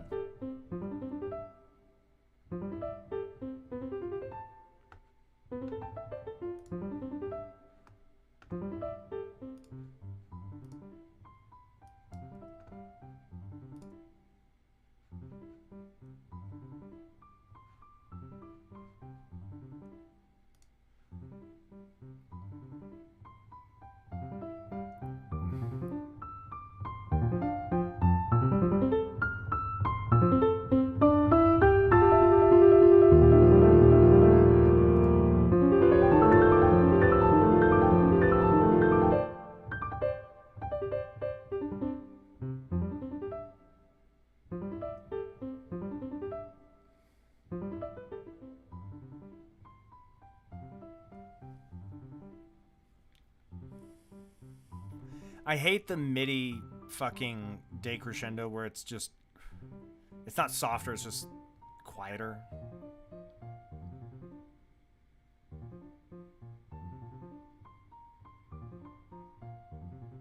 Like, it is literally turned up all the way.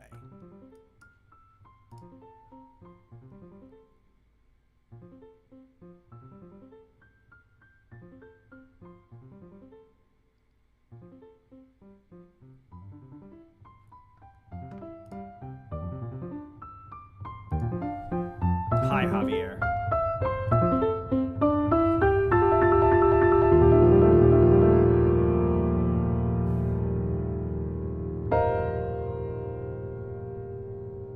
I love these little mood markings. Awakening.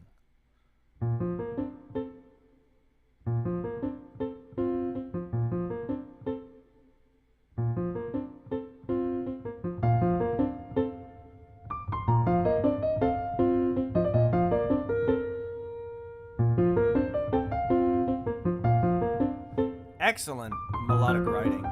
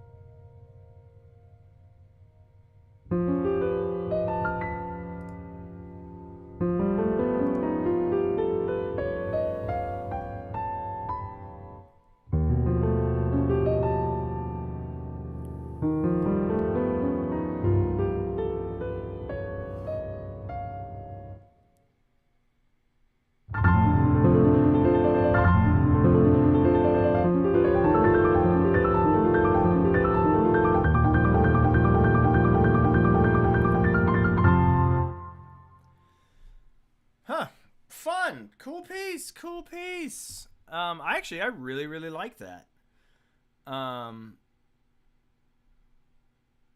That had a lot of... What's going on? That had a lot of great stuff. So this thing of like whole tone harmony, it gets very old very quick. Stand by.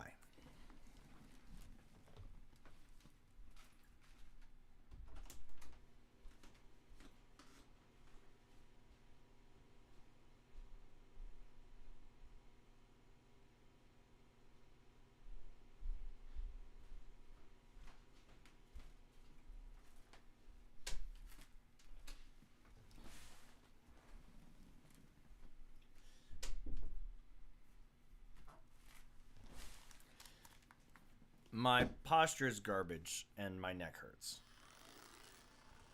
Oh. Oh my god. So like this thing with the this thing with the whole tone is that it gets a little old a little quick, and I think that there's a way to, like, I like whole tone as much as the next person.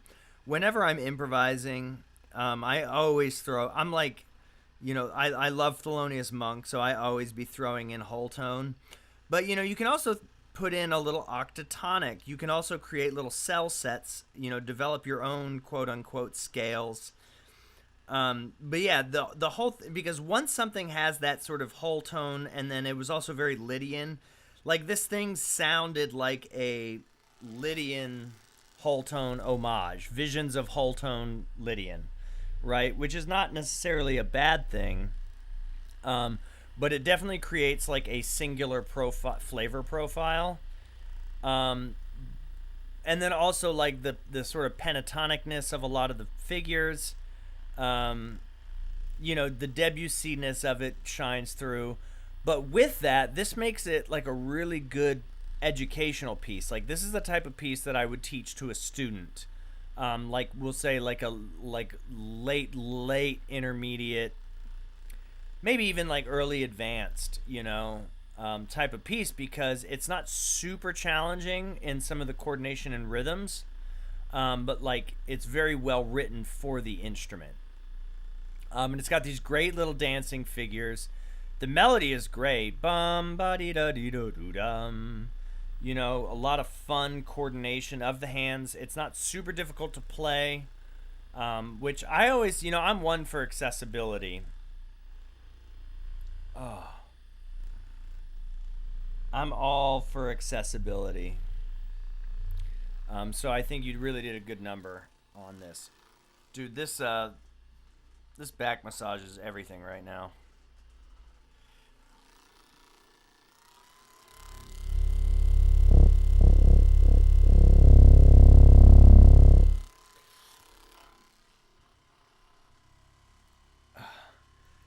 Uh, so just be wary that you are going to create this sort of uniform sound.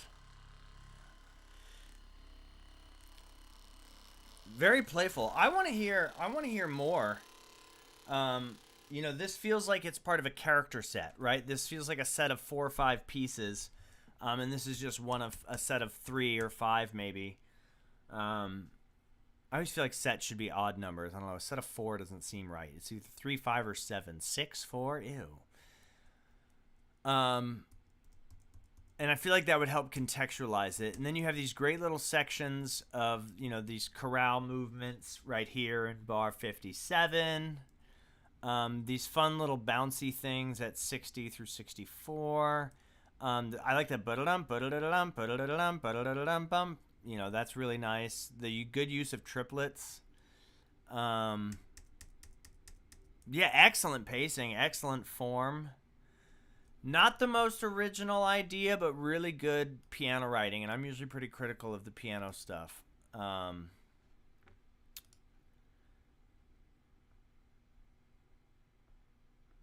Great melodic writing.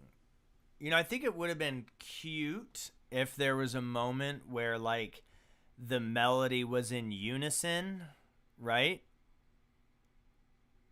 Um, you know, like between hands maybe, or like in fourths, and it, you know, so it had a little moment where the melody really got to shine. As maybe it was introduced, I think that could be fun, but it wasn't necessary. Yeah, this is great. Really fun piece. It's very solid. You know, I would say an 8.5 out of 10 for sure. That one gets a golf clap. Thank you so much for sharing. Shit was tight. Shit was hella tight. All right, let's get to our friend Rhodesy, and then we'll get to Jim, and then we're gonna get to Nick.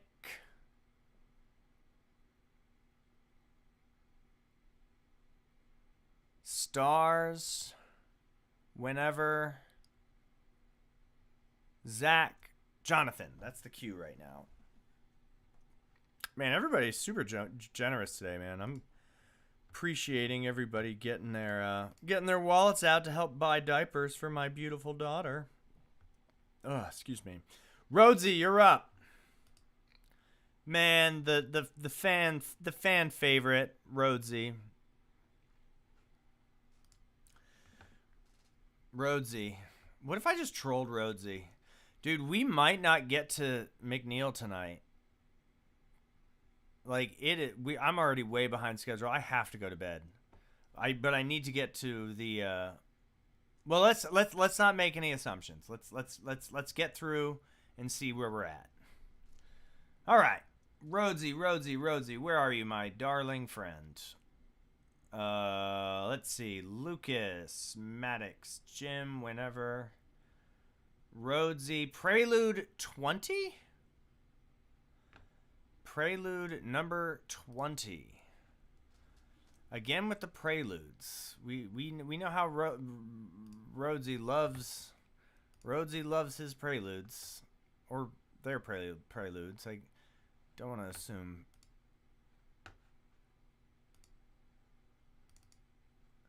Rhodesy sometimes gives grumpy dude, so I'm assuming Rhodesy's a dude, but I don't actually know. Don't be evil. What are you talking about? Why would I be evil? Wait, Prelude 20. Am I tripping? Is it not Prelude 20?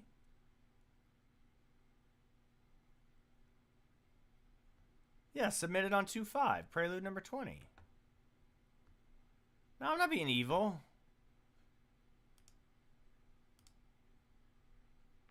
What are you talking about? All right, here we go.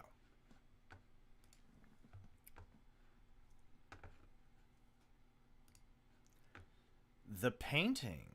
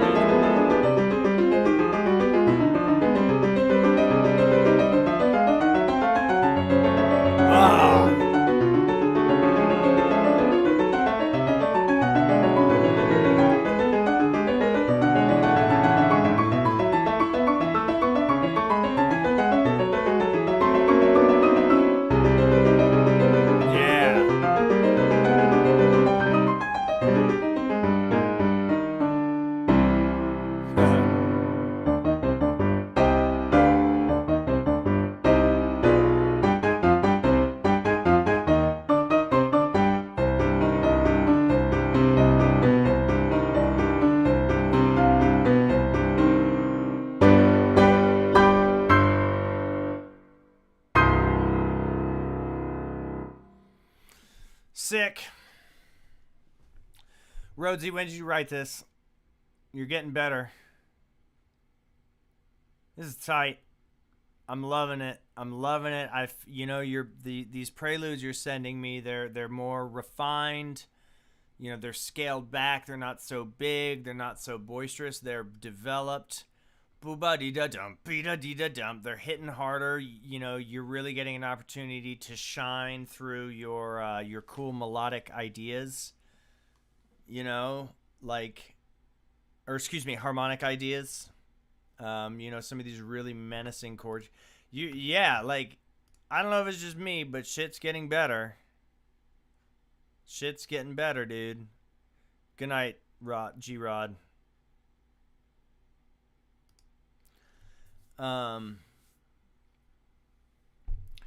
There's a development in your approach to the writing. I feel like this feels very consistent. Like this might be like I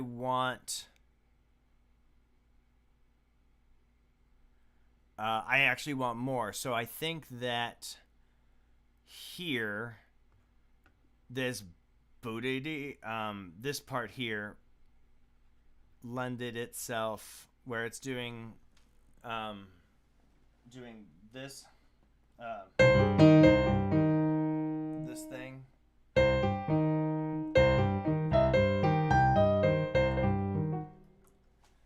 Could for sure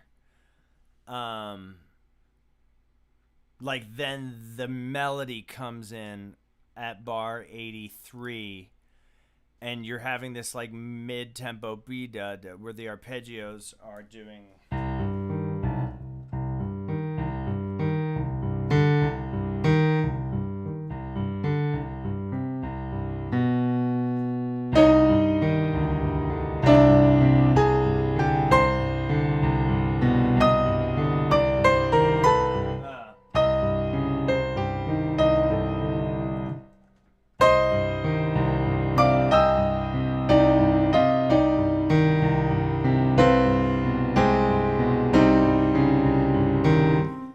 and then start adding maybe a little D flat in there. That like this could for sure develop this, like your process. Everybody has their own process, right? And I imagine you do a little bit of editing and tweaking, but it's like, what if you take your best preludes, right, and then you start developing them into longer pieces. So like this is a strong prelude in terms of the harmonic vocabulary, and then find a really strong principal theme that you can sort of weave into it, and so this exists as sort of an exposition / intro that unfurls into a more a piece of more substance, right? Something with a little bit more depth, a little more humph. And that would be, something that like I could dig into. Like, I'm not kidding. Maybe I'm just getting more used to your style, or maybe you're intentionally sending me pieces that you think I'll like better. But this doesn't feel contrived. It doesn't insist on itself. Then you have these great. I would have liked to have seen a little bit more of this stuff here. I thought bar 63 was a cool transition. I think you could have milked, 63 and 64. I forgot how to count. That you could have maybe had this crescendo up for maybe 4 or 6 more bars. That would have been cool. To have it and then land, because I really like this moment. Jim said that some of these surprise modulations were godly. I'm with it. There is something very menacing. There's just something about this. So what are we in? We're kind of in like weird G flat, E natural diminished land, where we're starting to outline like a C7, sort of a F, almost like a F Phrygian kind of a thing. We start introducing these spicy passing tones. We start, establishing this, particularly with this E natural, and then with the G, yeah, kind of establishing like we're getting ready to leave C minor, and then bam, you just hit with some with some F sharp minor. It's almost like you're setting up a modulation to the subdominant, but it's a half step up, like a subdominant plus, right? We're making up terms now. Subdominant plus, which I really like, and that shit is super tight. Also, thank you for the key signature change. It makes it easier to read. And of course, you're introducing that tonal center with these G flats that are popping up here, here, here. So you really start establishing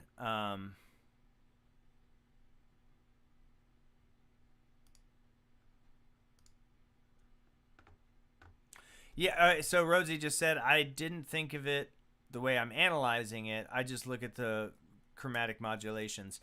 Yeah, but I think it's important to recognize that, these modulations come from somewhere. So that just means you're intuitively using it, and that's a good thing. So remember, analysis is descriptive, not prescriptive, right? I'm describing, but I'm not prescribing. These rolls and these little runs. I don't love the big chord finishes. You have a tendency to end on the big chord finishes. I want to hear something a little sneaky. Even Chopin would sometimes do sneaky little endings. He didn't always have the big grand endings. Most of the times, but not all the time. This is good. I love it. I love it. I love it. I love it. Not the most original, but really strong writing. That's an 8.7 out of 10. That's a strong 8.7.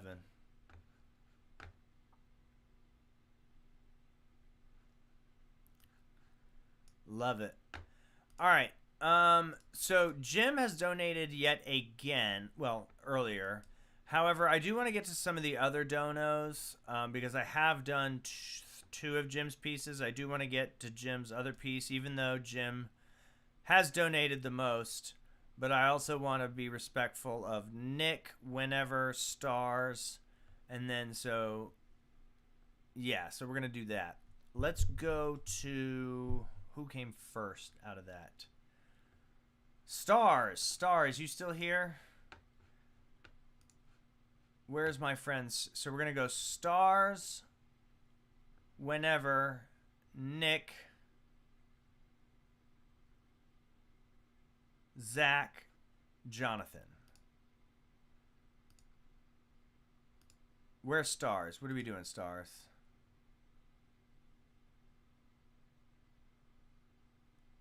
Altered scales or where? Wait, what is Jim saying?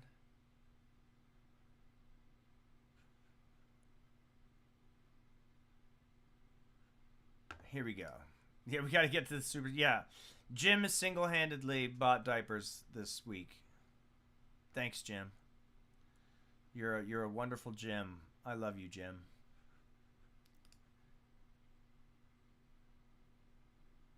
Stars. Here we go. Sorry. Oh my god, my brain is fading. Let's go. How was everyone's day? Oh, by the way, how would we feel? What if we did a live stream? What if we did a Discord live stream where everybody was in voice chat and we all talked about the pieces and no one made donations and I didn't make any money, but everybody talked? It's like the opposite. No one gives money, everyone gets to talk, as opposed to you give me money and only I talk. How would we feel about that, chat? A Discord stream where we all hang out in voice chat. And you don't have to voice chat, but I feel like it'd be kind of fun. Some of us regulars to all jump in a voice chat. Wouldn't that be crazy? My day was good. Thank you for asking.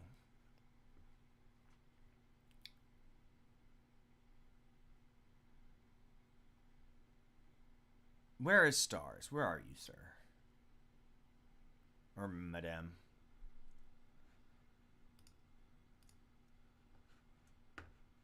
Ooh, there's no score for stars. Yeah, everyone talks over the music.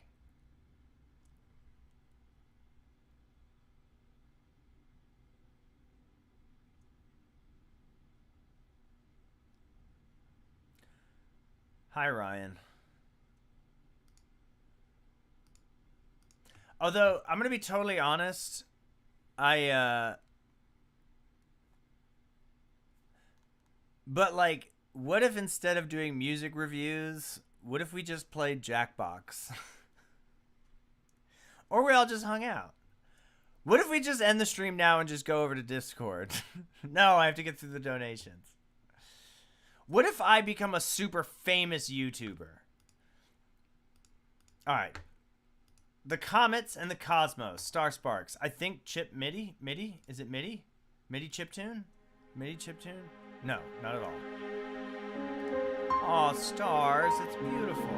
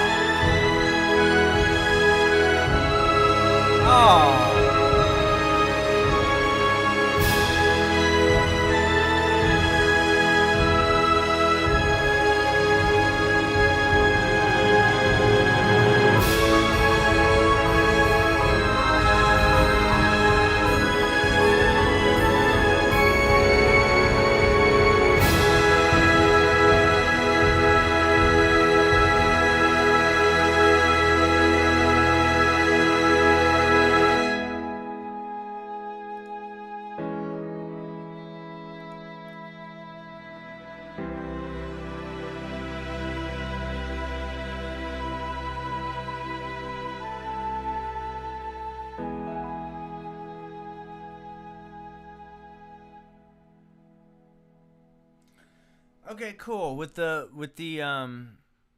low key second ending, right? The big end. I love when pieces have the big ending and then it sort of just recaps a little bit of that same emotion. You know, it's kind of like it's like saying goodbye to a friend, and then as they drive away, you kind of open up the door and watch the car take off down the country road, and then you see it come around the bend around the hill. It's it's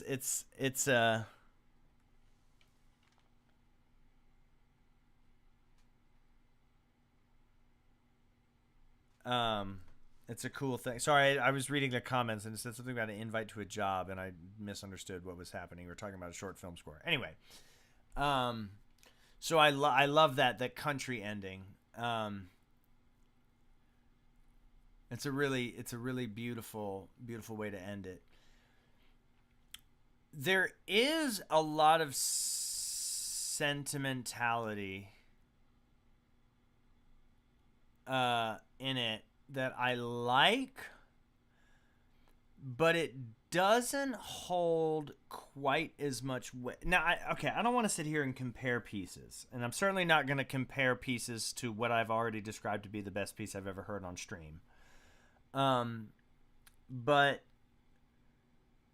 I felt like a little bit of the piece was holding my hand a little bit, like it was telling me when to feel these emotional moments, right? You know what I'm saying? As opposed to like, you know, man, I don't know how to feel about this, or this is making me feel a certain way, like I feel uneasy, or like this is sad even though it's major chords or whatever, you know what I mean? Or like, oh, this is kind of mysterious but also melancholic. It's like, this is heartstring pulling. And that's a really, you know, not a bad thing, and I think there's definitely a certain audience for it. There's certain... we are at 27 likes. And we've had at least 400 people come through. That's sinister. I don't know what made me think about that. And so I definitely think that there is some space for you to develop something that's a little more... So I'm going to use the example of the Elegy. Is there was something sterile about it, something in its minimalist simplicity that really made an impact. And that's because that's a more modern sound. This sound is beautiful in Hollywood, but it's a bit dated in terms of stylistically, right? There's not like it, you know, it might as well be Bruckner or something, you know, not Bruckner, but you know, it's John Williams in the 1980s. It's not, these are not bad things, but it does make me wonder, like, where is the push to modernity within the compositional framework, and how are you going to execute that? And, you know, that's a really difficult thing to say, because it's like, well, what does that even mean? You know, outside of like, use avant-garde techniques, use experimental notation. You know, I don't want, you know, there was a time where that was like my answer to everything. I was like, make it weird.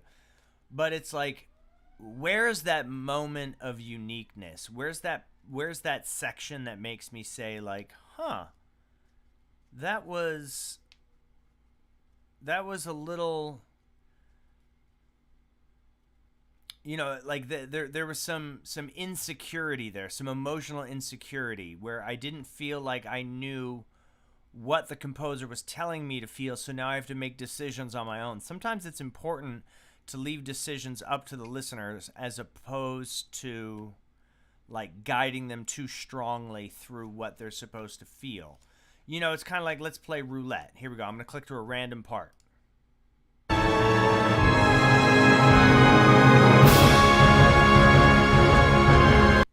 You know, grand entrance. You know,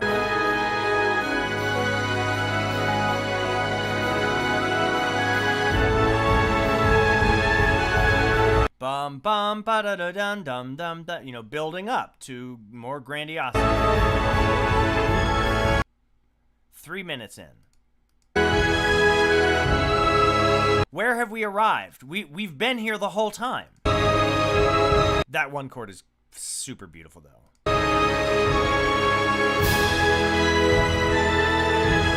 La, da, da, da.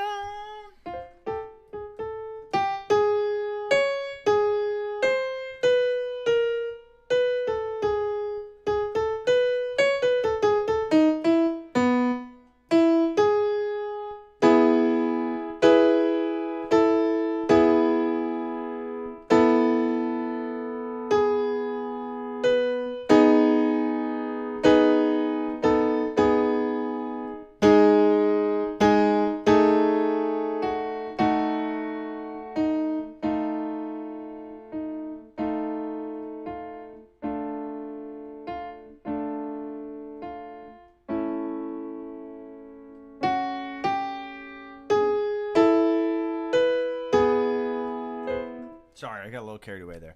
But you see what I'm saying? Like, I'm not sure. There's not necessarily a climax. It's kind of just one build up to a climax to the next build up of another climax. And so, you know, even though it's well paced, it's kind of like you have 3 endings. But yeah, it was still beautiful. Like, it was still fantastic. But I would say that's sort of my big takeaway is if I can click through a 4-minute piece and hear these big grand build to chords at any given point, you know, where does that leave you? Still, I mean, it's like spectacular. Like, don't get me wrong. And I really enjoyed it, and I really appreciate you sharing it. Thanks, everybody, for the 5 additional likes. We're so close to our goal of 25 million.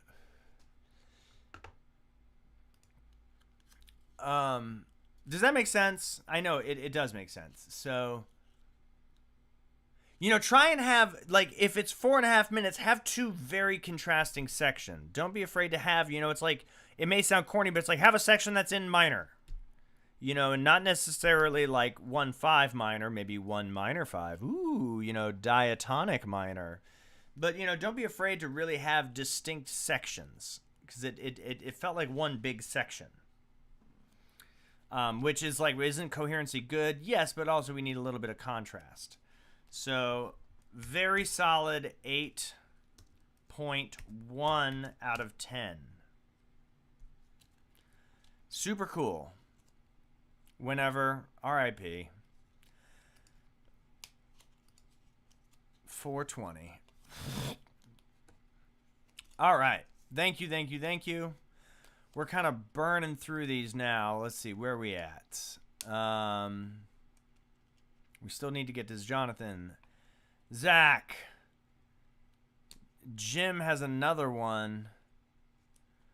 Nick and whenever. Oh my goodness. I am not going to be done at 11:30 at all.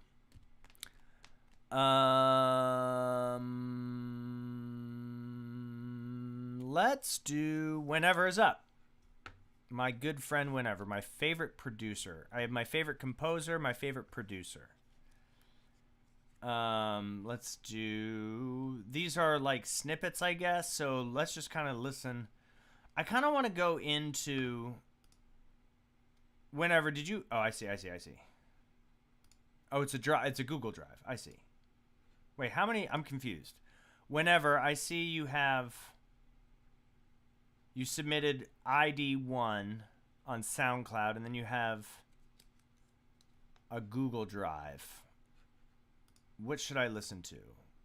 Well, the Google Drive is not accessible, so the SoundCloud it is, I guess. No preview available. Open with zip extractor? Oh my god.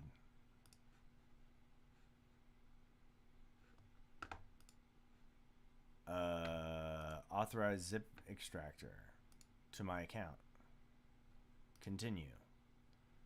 Oh my god. I don't want to do this. Why am I... Bruh. You're making me do too much.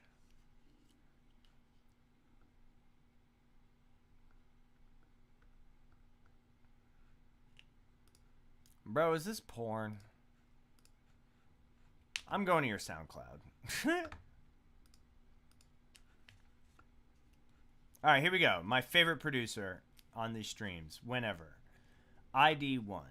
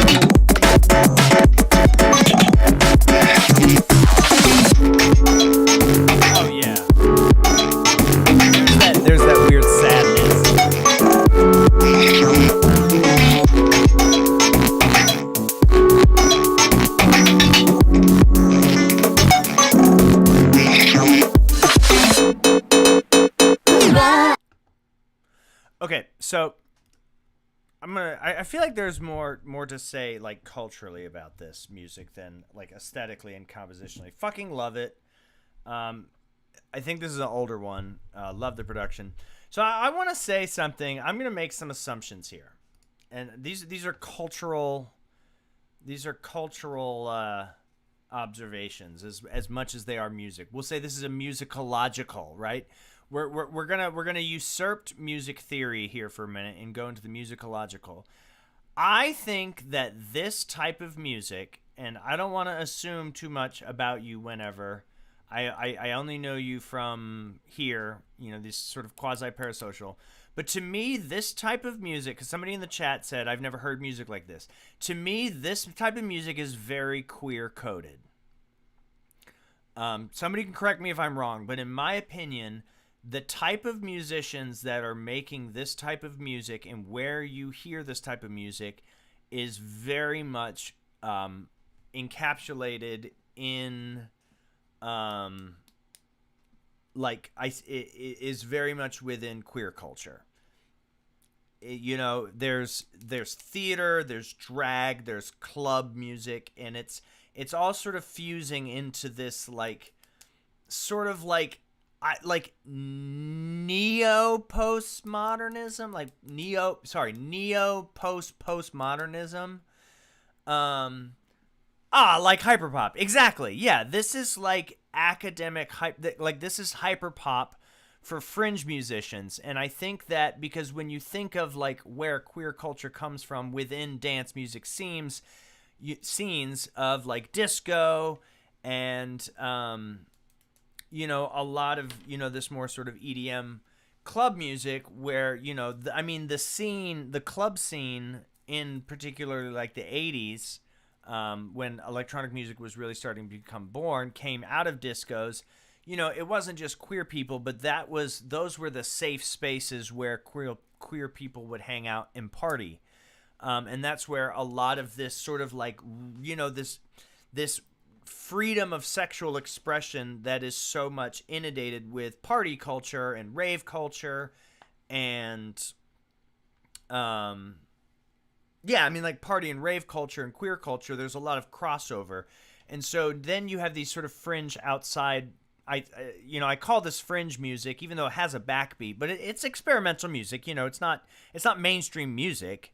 It's a little too quirky. And a lot of producers, particularly what you see on social media, this is like a TikTok sound. It's designed with hypercompression. It's designed to sound really good through a phone speaker. It has this sort of this otherness to it, and it's very much birthed out of like social media. And that sounds silly, but when you think about it, it actually makes sense because of how the physical audio is literally processed, right? And how it's interpreted. It's loud, it's aggressive, and I think aggression and loudness also signals this pardon me, that we are finally in an age where queer people are out loud and proud, and that is largely thanks to, frankly, what I believe to be TikTok, is where I think we started seeing queer culture becoming so universally not only visible but celebrated. And that was a big thing that TikTok did. And I don't hear people talk about this. I'm sure there are plenty of people that do talk about it. I just don't know who they are. And I think that this out loud and proud thing started within this, these TikTok lockdown in our phones, and particularly because there was a generation that, the Zoomers, that's why they call them. And so the production of it is this glitch core kind of weirdness, because it's like lockdown, young people. And I'm not speaking to necessarily the creator of this music specifically, but I feel like I might be, like 2020 would have been a time where, these younger producers were discovering themselves and, in puberty. And as, the human body develops, it's in this critical time of social circles where in which there was no social circles at lockdown. So, I've met kids that like, they were a freshman in high school or maybe in 8th grade, what we in the United States call 8th grade. And it's like, so you're just starting to, your body is changing and your mind is changing, and you're exploring, and your sexuality is starting to bloom. And now you don't have an outlet for it. And then TikTok comes along, and now we're locked into this like dance and party sort of rave scene, but through our phone. And that was birthed, and that's, sort of follows that same line of, like, in other words, TikTok in 2020 were the gay discos of the 70s. That's my theory. I'm not a sociologist or a musicologist, but like, to me it makes sense. Everything I see confirms that. And that's just what I think. And I think the coolest thing about it is that it's literally produced that way. It's loud. It's highly processed and compressed so that it sounds good on a fucking phone speaker. It's like, no, man, you can't listen to music through your phone. You need to listen to on vinyl with the coolest, best fucking, speaker. Fuck you. Like, my phone is the shit, and I fuck with my phone, so fuck you. So that's sort of my take, and that's where this type of music, and why I love Whenever's music, is because that sort of side of music and musicology is a real word, by the way, I didn't make that up, is why I gravitate to their music so much, because it really speaks volumes to me, because I was a little bit older, or I am older than, like, I was in my 20s, my late 20s during 2020 lockdown. But, I have this deep appreciation and a soft spot in my heart, particularly one of my siblings, kind of went through this, their life, and, really found their voice through these outside fringe art forms. So that's why I like it. The music's fucking fire. The music was fucking fire. You know,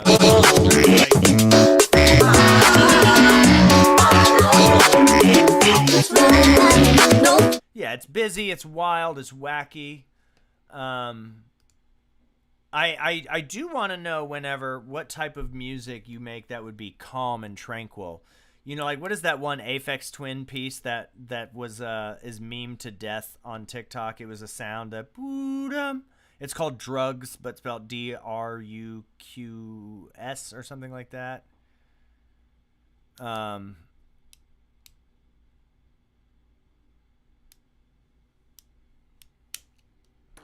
want to hear what you do with that kind of stuff. I loved this one. I mean, I kind of wish it had.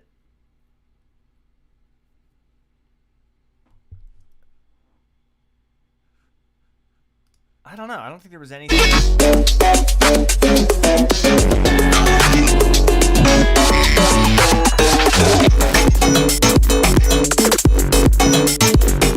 Yeah, it's got everything.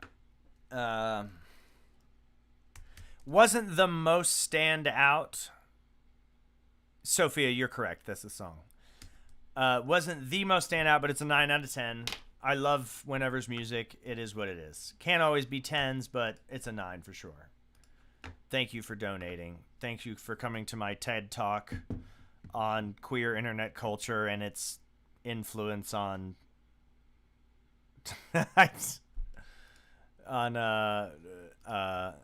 musical narratives and culture.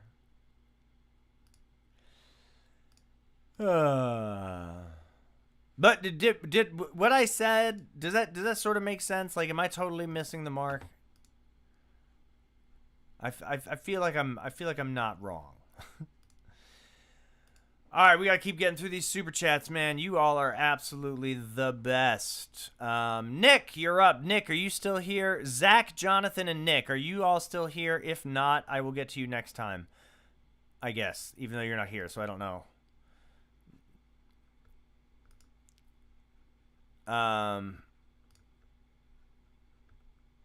What's going on? Nick, Jonathan, and Zach Master. Y'all still here?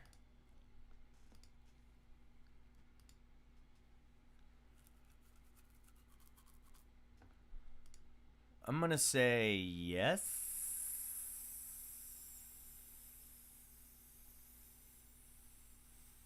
Nick is up.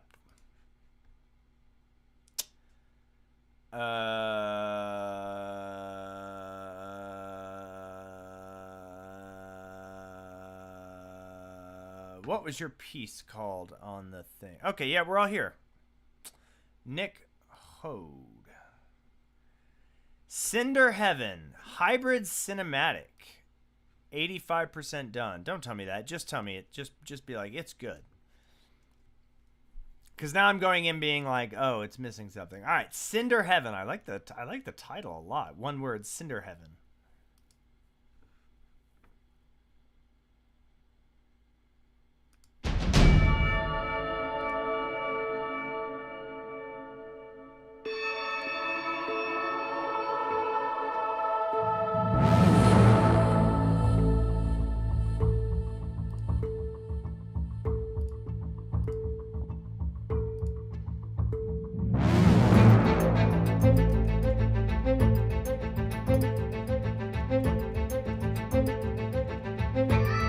I love this. Oh, hell yeah, with the David Lynch synths.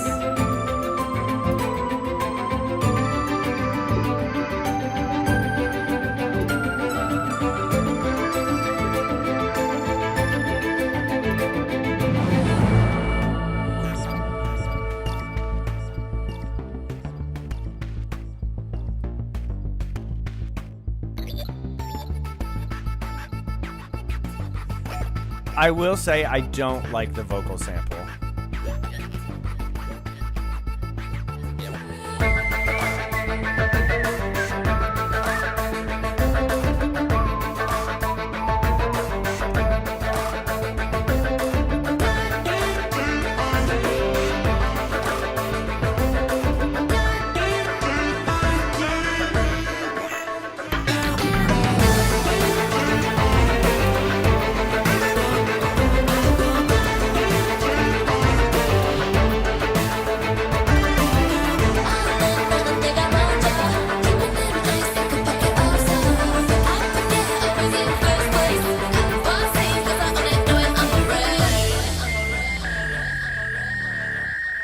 The dial tone.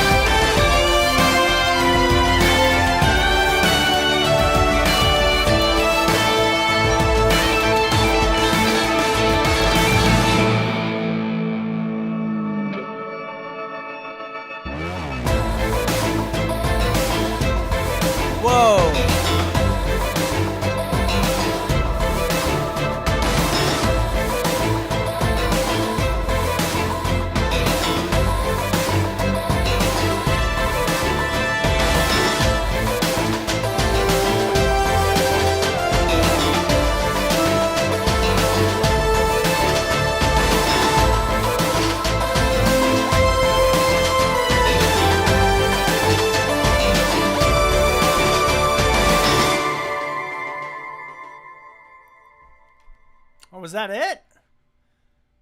That's tight. Tight. Ending on a little 7/8, right?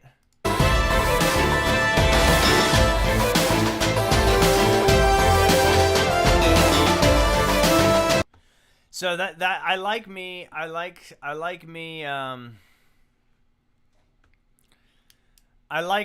a little bit of where you slip in a 7/8, but you don't feel like, ha ha ha, now it's in 7/8. Look at me, I'm so sophisticated.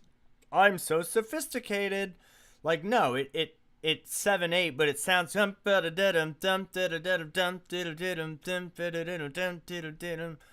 night whenever, we love you. Mwah. Ew, I'm sorry I did that. I didn't mean to be cringy. I'm old, remember? Peace. Yeah, that shit was tight. Yeah, that was tight. That was good. It had all the... So I don't... The vocal sample is a little out of place, I'm not gonna lie. Particularly at the beginning.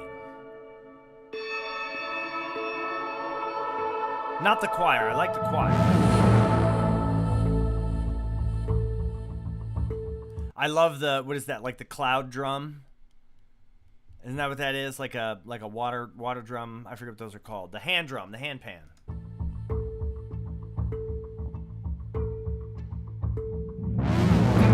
And that, wow, that was so tight. That is the is that the Logic stock string? It sounds like the studio violins or the studio strings. Yeah, I don't like that. That's like, that sounds like a Splice EDM vocal loop. It's awful. Yeah, that this is terrible. I love that 80s kind of that like DX7 sound.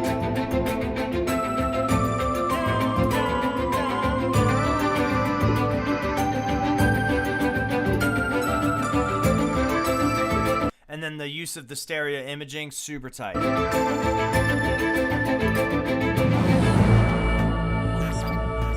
This stuff, that little 4-inch shift vocal synth shit is fire. That sounds like alchemy.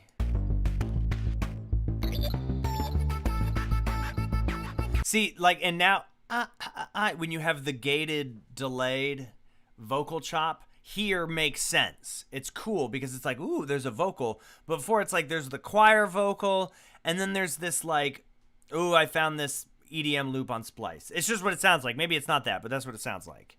But this one is like, it fits in nicely. The other one, it just felt like, hey, here's some extra frosting. Like, it's already a frosted cupcake. I don't need extra frosting.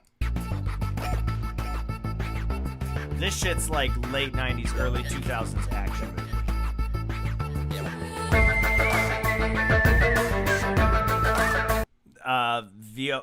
sounds like violin in the like low G, low A,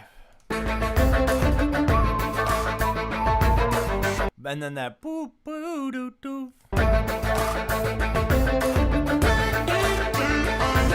No, and then there's again that corny EDM formant shit vocal chop. That shit's whack.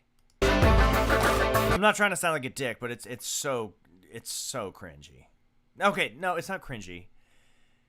It's so distinct. It's either arcade plug-in or it's a splice loop. That the formant shift pitch down vocal chop. It doesn't need it.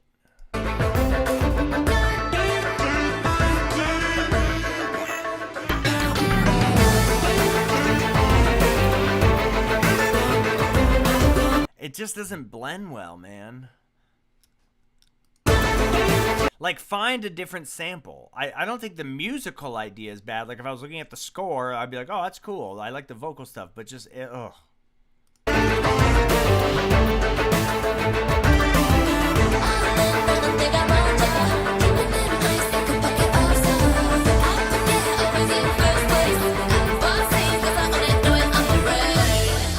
Oh, it's hilarious. They are all from Splice. I fucking knew it. I fucking knew it. I just read the chat.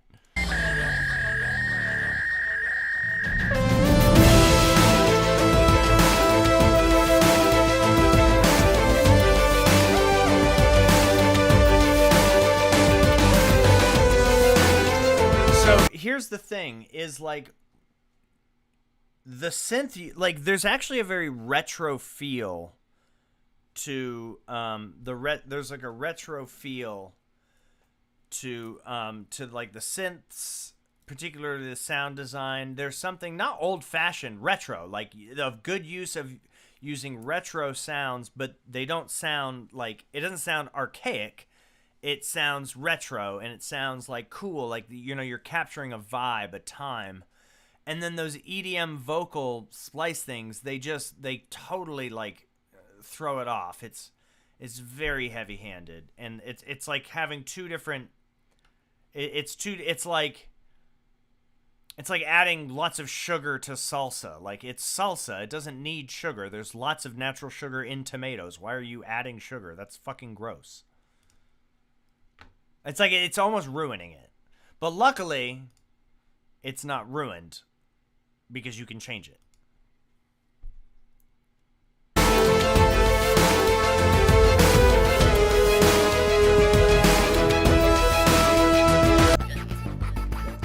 You know, what would you put there? You just find a different sample. The splice, exactly.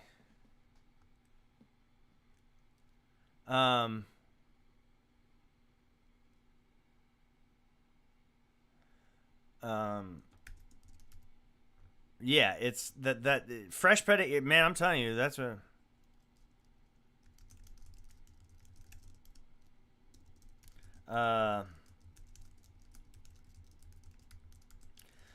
sorry.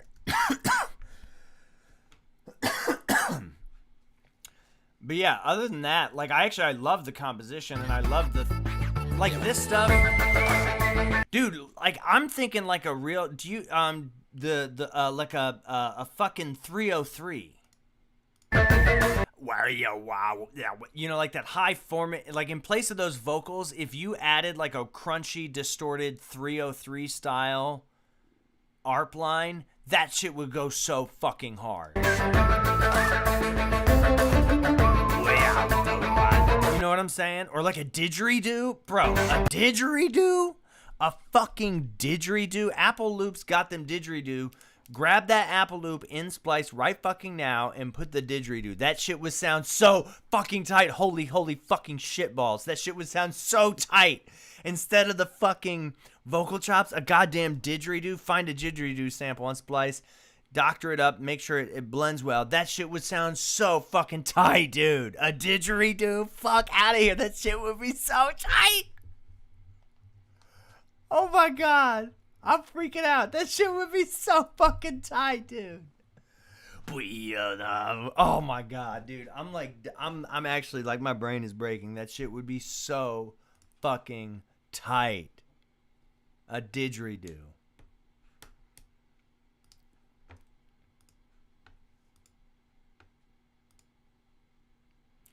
Yeah, that's great.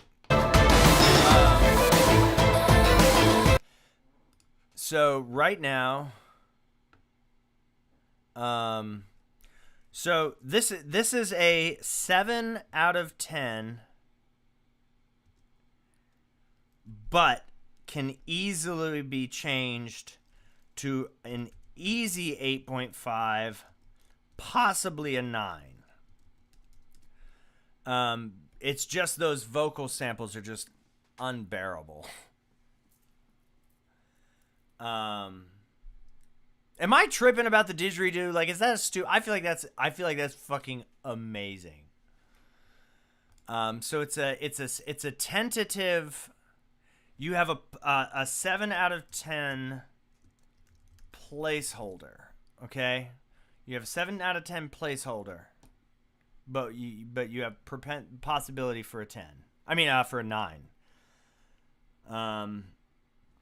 And who knows, if you add some special sauce, maybe you'll get a 10.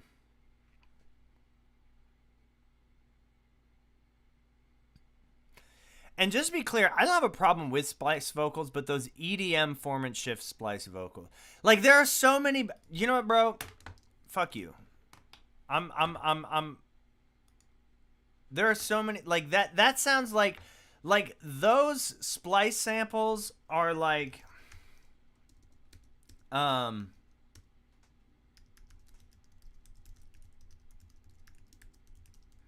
those are like the first splice samples that you have.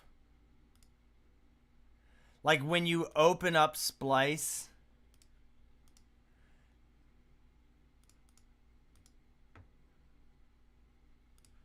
I'm sorry, I'm doing a CAPTCHA. Like, when you open up Splice into the home screen, it's like the very first samples that are like on the home page. It's like those are them. Sorry, I'm trying to log into Splice and it's like asking me like 80 million questions.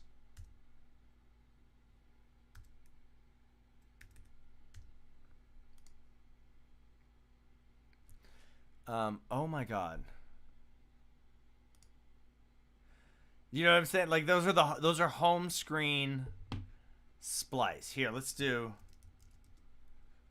I literally typed in vocal. Here we go. Ready?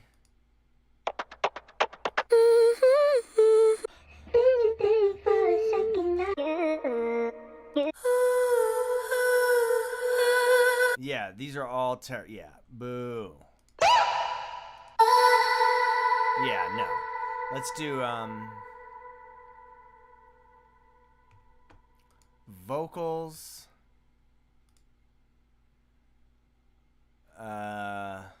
Classical.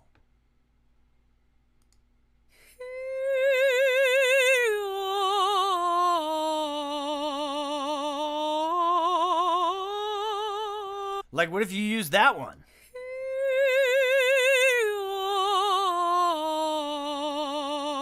That shit would be cool.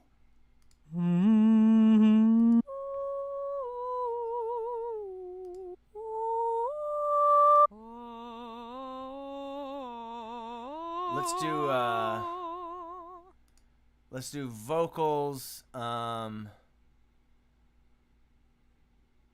chorus. No, we don't want chorus. You get the idea. Okay, I'm breaking down. All right, we don't need to beat a dead horse. We get it. Right? I think we've made our point. The splice samples don't work. Thank you for yeah, but it's a great piece of music. Your D&D, I'm sure your D&D people love it. All right. Let's go Zach, Jonathan. We still owe Jim. Jim, are you still here, brother? Sophia. Let's do Zach, Temple of Madness. I am absolutely... Oh. Dude, this is a late stream for me. We had a lot of donations. I'm happy about it. What did I just say? I literally just said it, and I forgot what it was. Temple of Madness. Temple of Madness. Let's see. Oh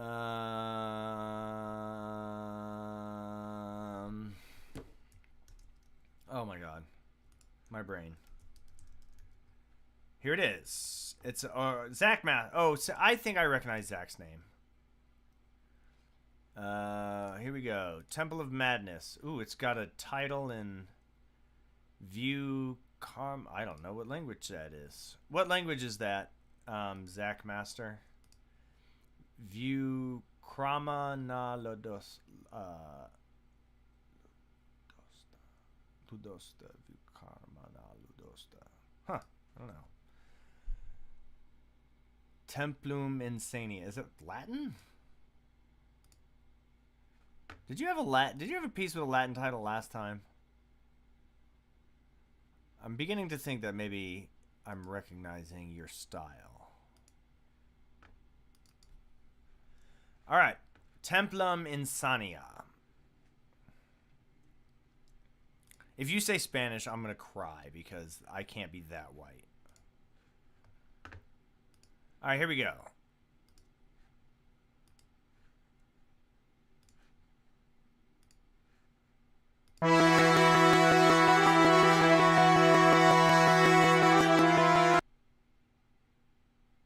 Why is it skipping?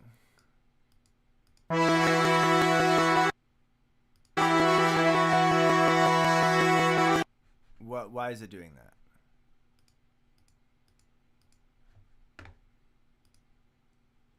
Bro, did you send me a corrupt file? I swear to God, if you send me a corrupt file, I'm going to be pissed off.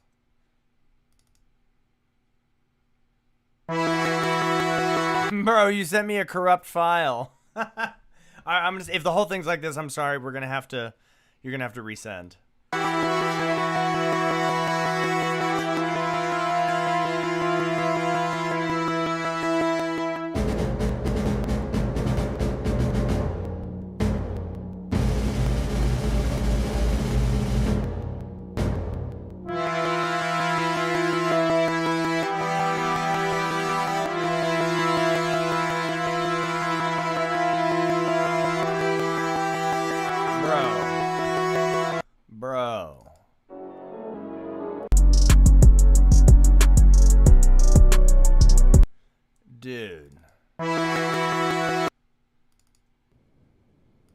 Dude, you sent me a corrupt-ass file. Zach, my man, I really want to hear that piece. It sounds so cool, but I cannot listen to it skipping like that. Can you resend the file while I do the next person?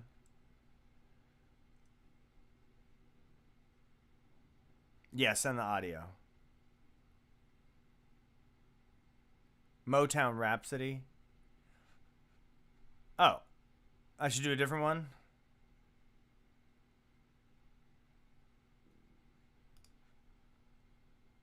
Motown Rhapsody. Wait, what? Yeah, can you resend the audio file, please? Like, you might have to re-export it. Do you hear how it's going? Like, it sounds like whatever you rendered it in, it wasn't buffering correctly. You hear that blah, blah, blah, blah, blah, blah. It's like unlistenable. All right, I'm going to wait for Zach, my friend, to resend it. And next we're going to go to Jonathan. Jonathan has a piece called Jonathan McPherson, Tota Pulchra. It's a choral piece. Oh, fun.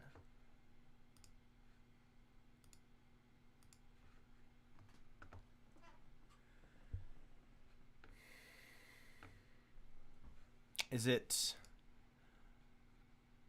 MIDI choral music? MIDI choral music is probably the least forgiving. But you know, we're all, you know, we're all trying to, you know, everything's welcome. If this is a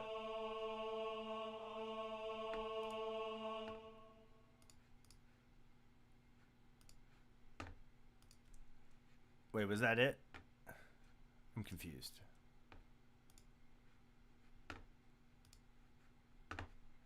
Sorry, give me 1 second. Dude, my brain, like I'm telling you, I've been doing this for almost 4 hours straight. My brain is starting to fade a little bit. Here we go.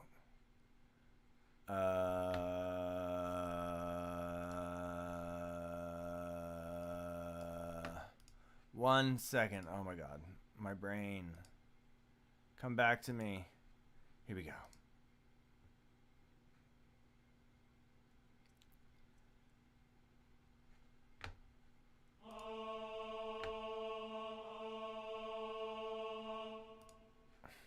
Seven seconds, okay.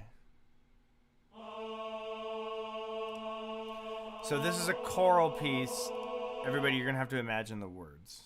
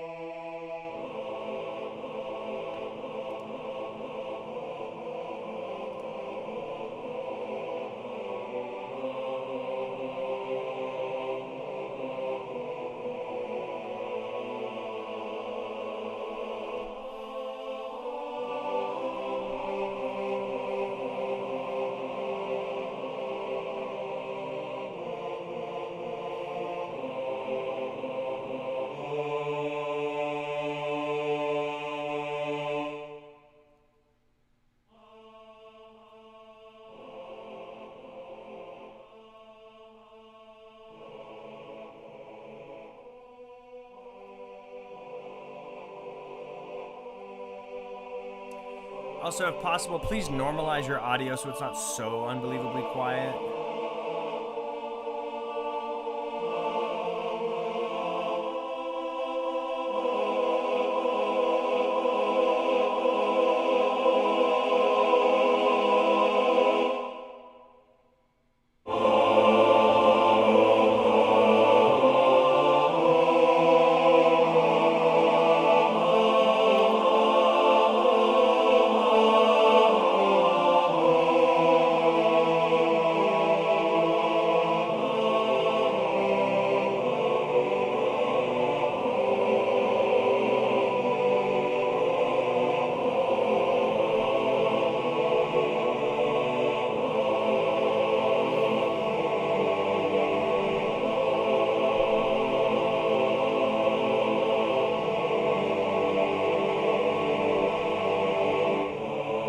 I think every composer should write choral music. It's so fun to write.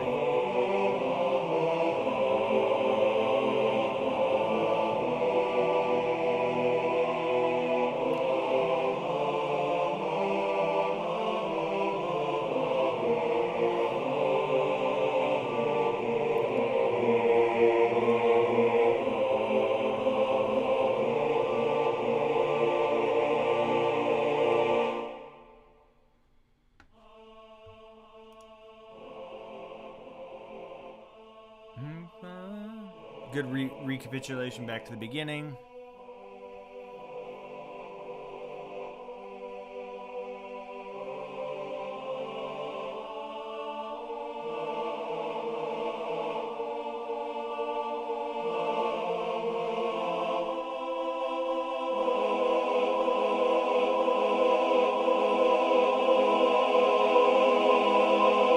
I like that chord. It's a cool chord.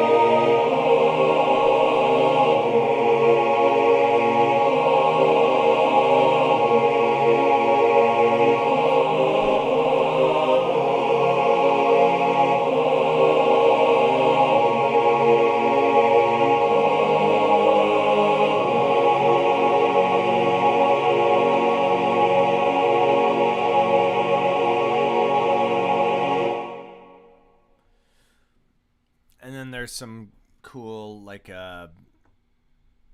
graphic notation stuff here.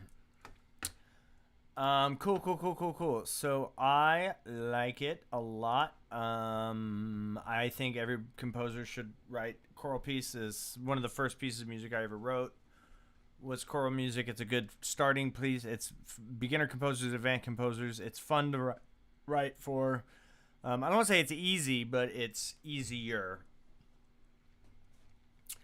I really like this sounds of gentle wind rising and falling at will. What does that mean? You know, like you have to think a conductor reads that like, is that with their, are they doing that with their voices? Is somebody playing a recording?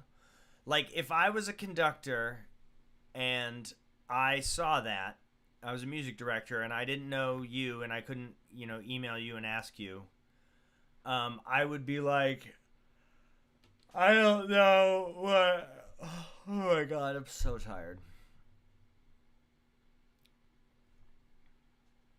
I would be like, I don't know what that means. I would be like, I guess try and do it with your voice. But the problem is if you do sounds of gentle wind rising and falling at will, like with their voices, people are going to laugh because it's going to look silly. So if I were a music director, I would like have like a boom box and like play a recording, I guess. I don't know.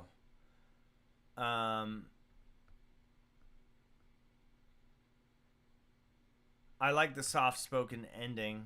I like the recapitulation where it comes back here. There's a little bit of polyphony, and I think the polyphony develops. But it's still a lot of that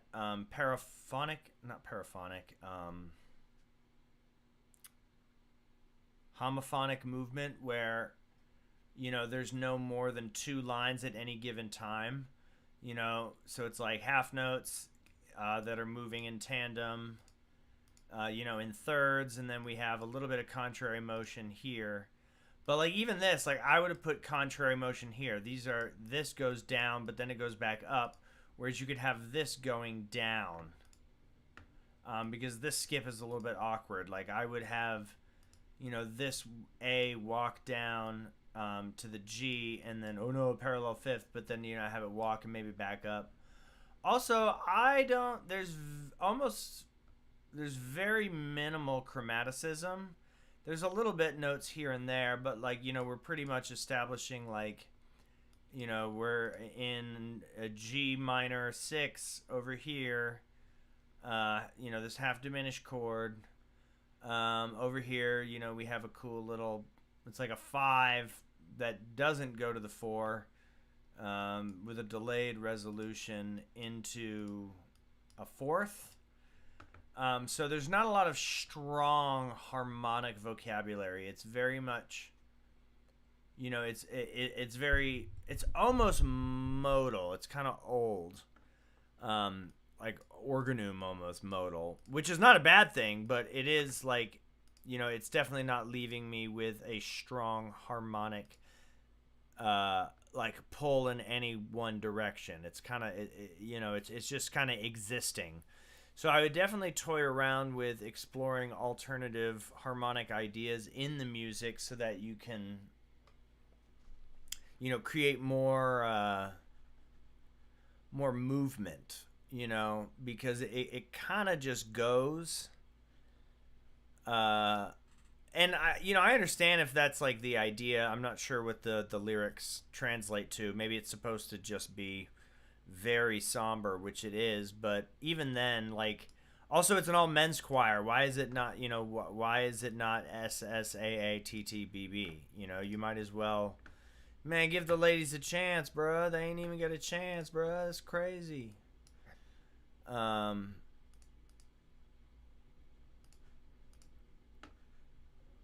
Those are kind of my big takeaways.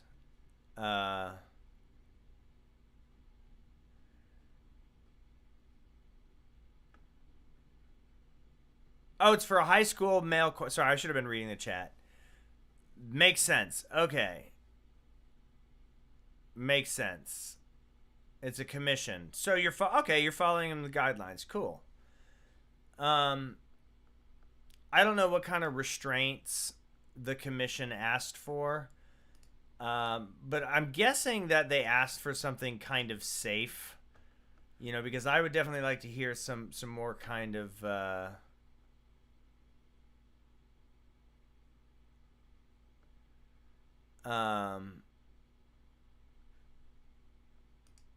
sorry, I'm like literally falling asleep. Nothing to do with the music. It's just been a really fucking long day.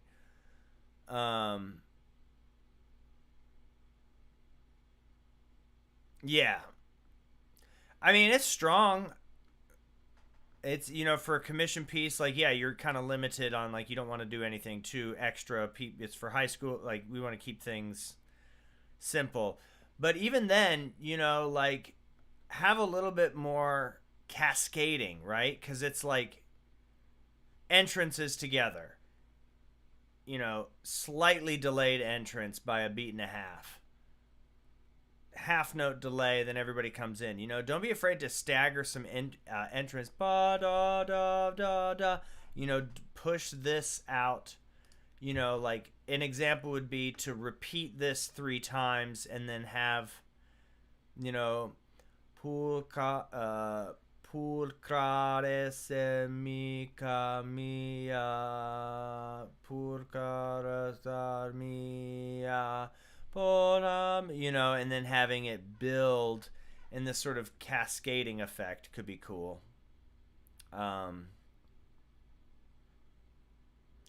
This is the most interesting part rhythmically, right? With the sottovoce. Sottovoce. Sorry, I saw you're an opera singer, so now I'm trying to like remember my diction classes from my fucking undergrad.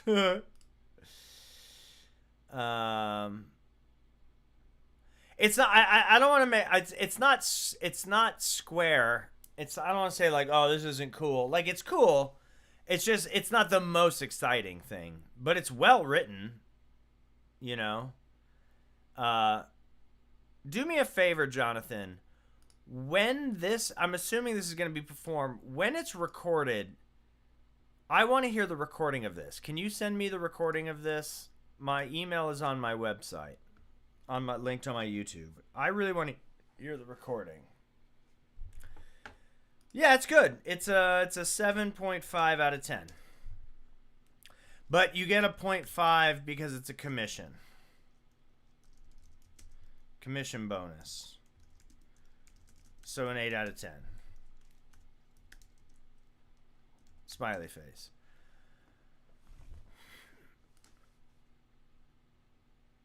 All right. Zach, did we send? All right, we're back to Zach. Thank you for sharing, Jonathan. I'm excited to hear the recording. All right, let's get back to Zach. You know what I'm saying?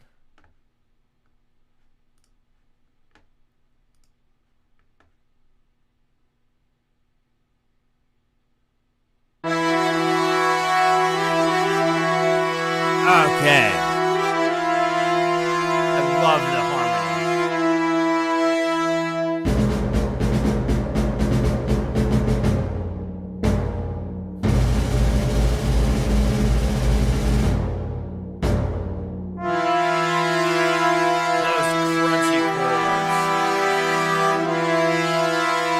I wrote something like this in grad school.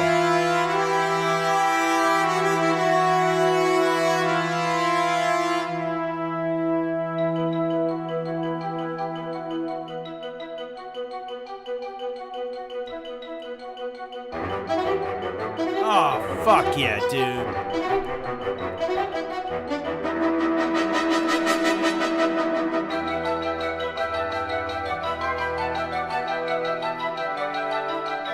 Are those supposed to be staccato or tongued?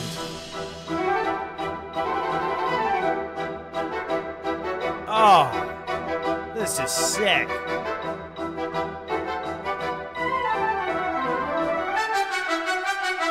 I see their tongue.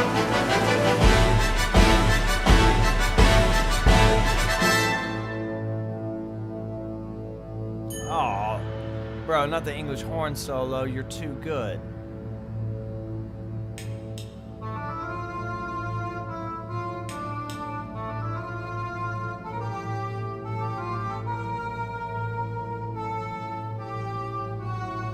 Oh, that C sharp.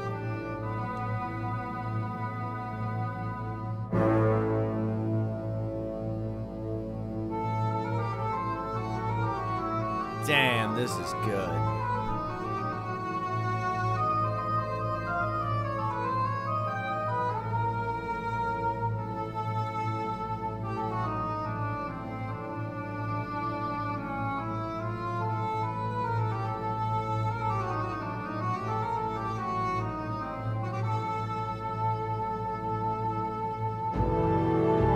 Oh, the soup.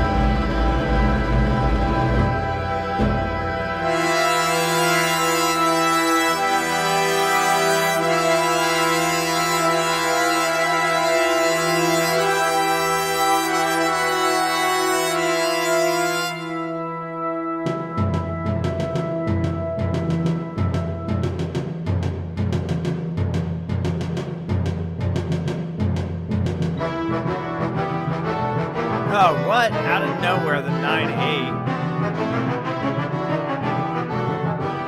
Little dance macabre.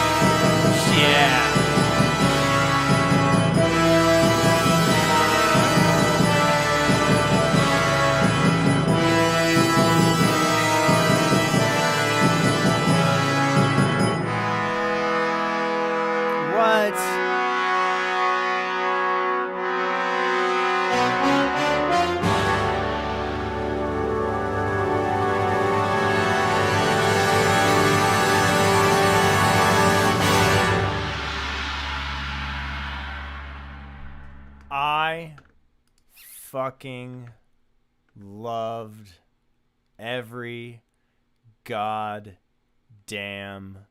second of that shit.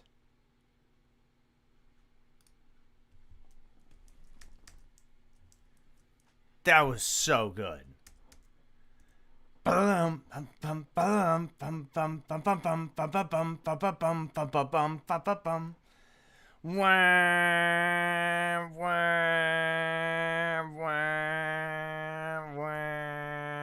I love this. Very modern, right?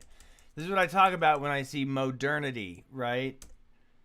This shit here, how this motif at the beginning, the oh my god. Dun dun dun dun dun dun dun dun. And with the tempo changes. The tempo changes, very tasteful.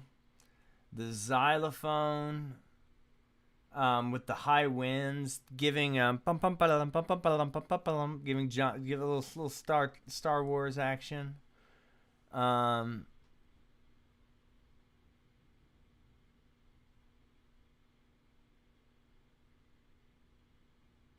Sophia has a good point. Sophia said, "I wish there were more tender moments." I disagree.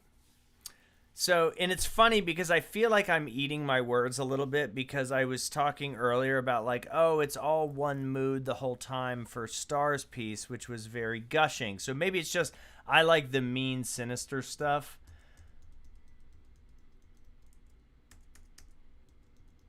But like, I feel like, particularly for the title, for what it is.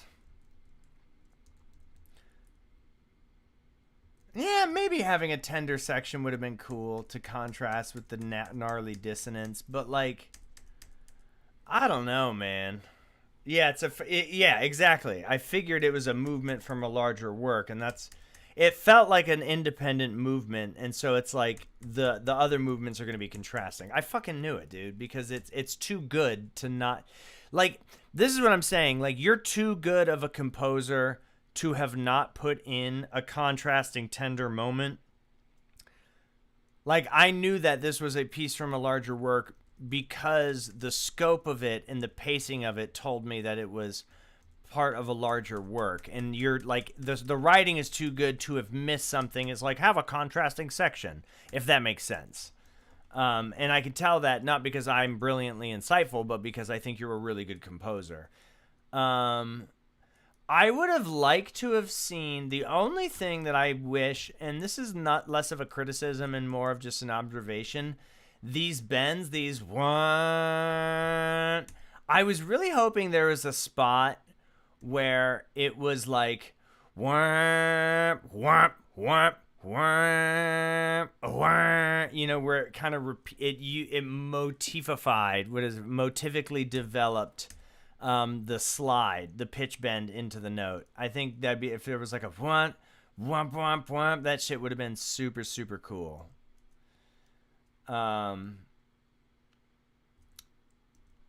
Good pacing, good form. The English horn solo was a little long. Like, I think that there could have been some interplay with the English horn playing with something, like some quirky little percussion here, like blunk, to play around with, some interplay between, because every time that I hear, like, it's an oboe solo, it's an English horn solo, it's a flute solo, it's a trumpet solo, it's a whatever solo, it's always like, okay, everyone, get ready for your tied whole notes, because here comes the solo. And I always want to hear, like, who's fighting back. And I always wish it was the percussionist. Like, the xylophone is dissatisfied with the English horn, so the xylophone starts getting into an argument with the English horn while the English horn is trying to have its solo. I think that shit could be cool. It's not necessarily that it's too long, it's that it needs something else, in my humble opinion. This little moment on right before rehearsal mark M was really cool. The little bar of 3/8, that's cute.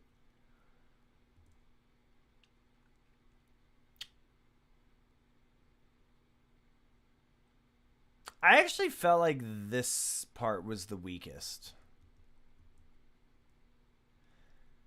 The arpeggios, like, I get that, you have the saxes and the trumpets and two horns playing the melody, but like, I feel like the melody, it's not, okay.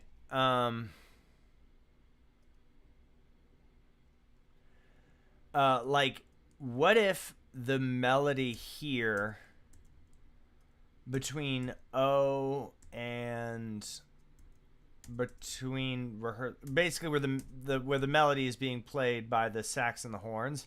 What if the melody was doubled by tube bells? You know, just to add, because you have the very clear layer of I have soup, then I have melody, right? In this case, the soup is the flutes, the high winds, and then the mallet percussion. But you know, if you had like the tube bells playing, or maybe with a glockenspiel playing, the melody with, I think the tubular bells playing melody in tandem with the horns would have been really fucking cool. You know, these are all very minor suggestions. I don't think these are major changes, you know. And just to very quickly go back to the English horn, it's because it's a cliche thing. It's not that it's wrong, it's that it's the obvious answer. It's like English horn solo. You know, we want to break away from the obvious sometimes.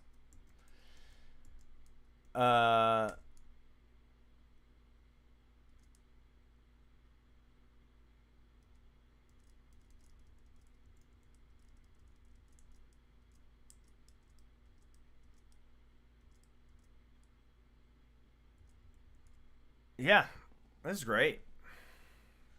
We're just standing for Stravinsky in the chat. Bill, are you... Bill. Oh, my God. Jim, you still here? Fuck, dude. This is a 9. That shit was tight.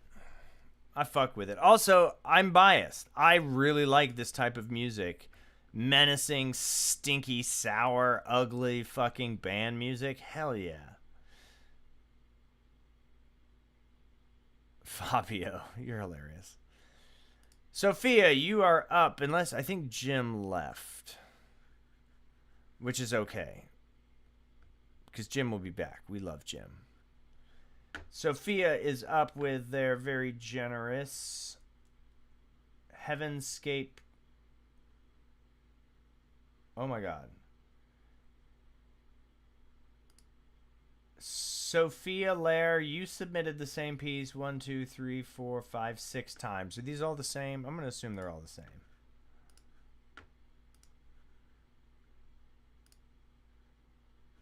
Oh, I like the cover page. Ooh, organ and tubular bells. That's fun. We're going to download this score and check it out. All right, another MIDI choir piece, my favorite, the least... And I say that because it's like probably the least forgiving of all MIDI instruments are the MIDI choir. But it's okay. We listen and we don't judge. Oh, hi, Jim.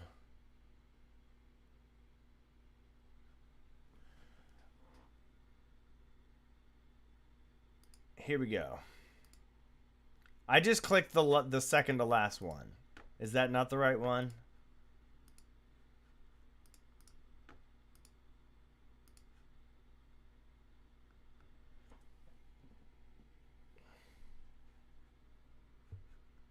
Whatever, this is what I'm doing.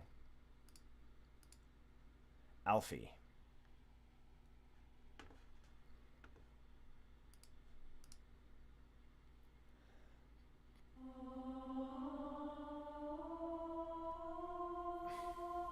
Love me some Solati-Do.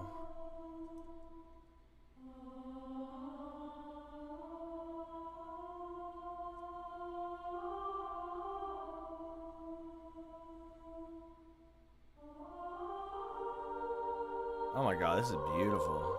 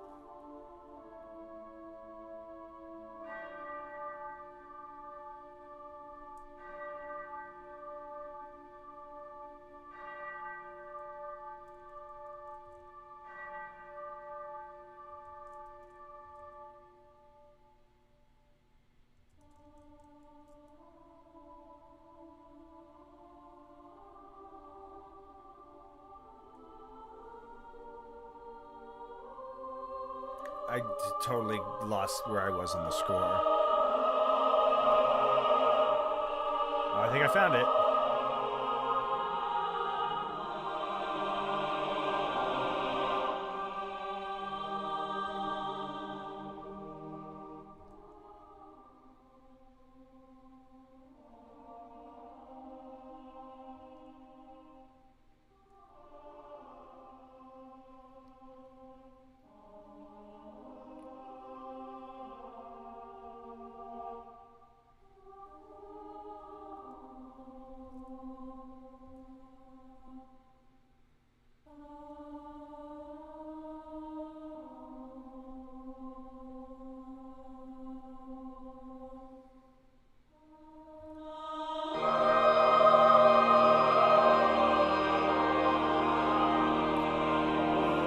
Caesura markings.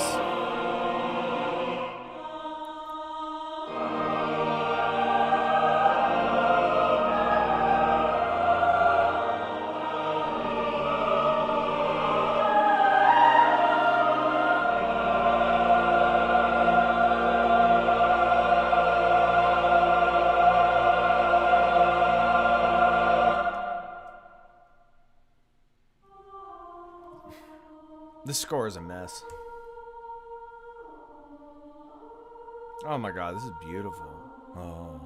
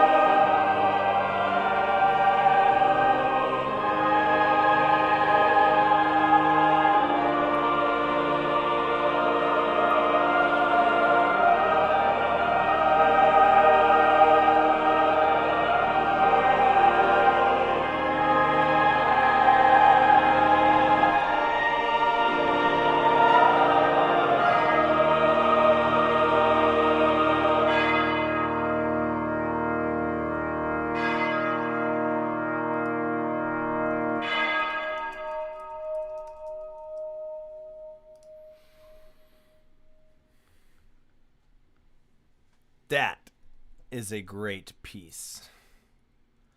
You are also a very talented composer. Jim.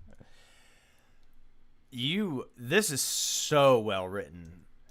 The score, yeah, okay, it makes sense. You were trying to the score fit to this arbitrary rule that my mod made. I love Richard. I haven't seen him in a while. That's why I'm like, what is going on? This is super, super well written, Sophia.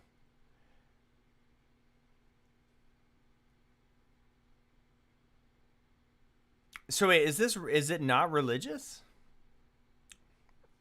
Blessed are you, Holy Creator, who has created us. We are not alone. We are not alone.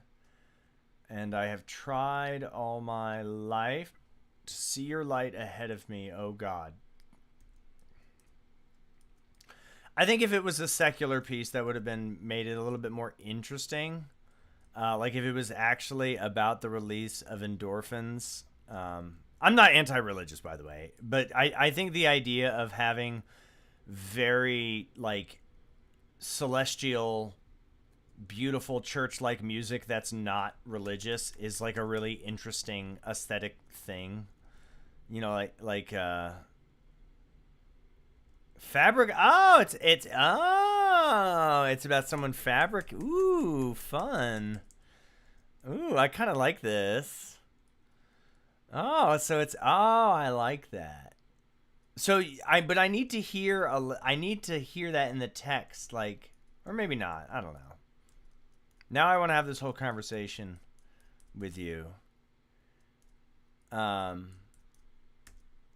now I'm really interested.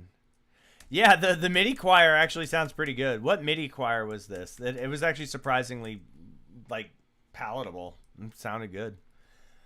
Um, so like these little things make a big difference. This you know, having the organ markings is good. I like this ending, this like out of time.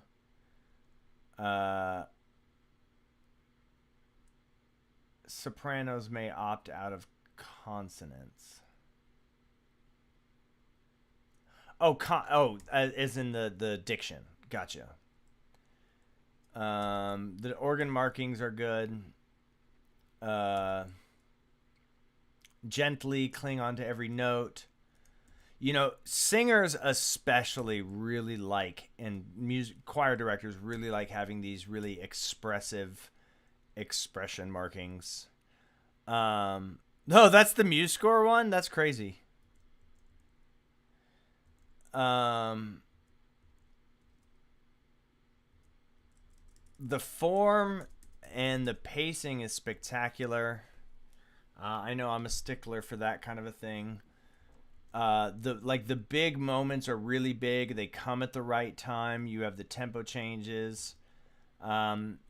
It's not too slow. A lot of people be writing choral music and it's way too slow. This was not. This was like a good tempo. It didn't feel rushed, but it didn't drag the fuck on like so much choral music does.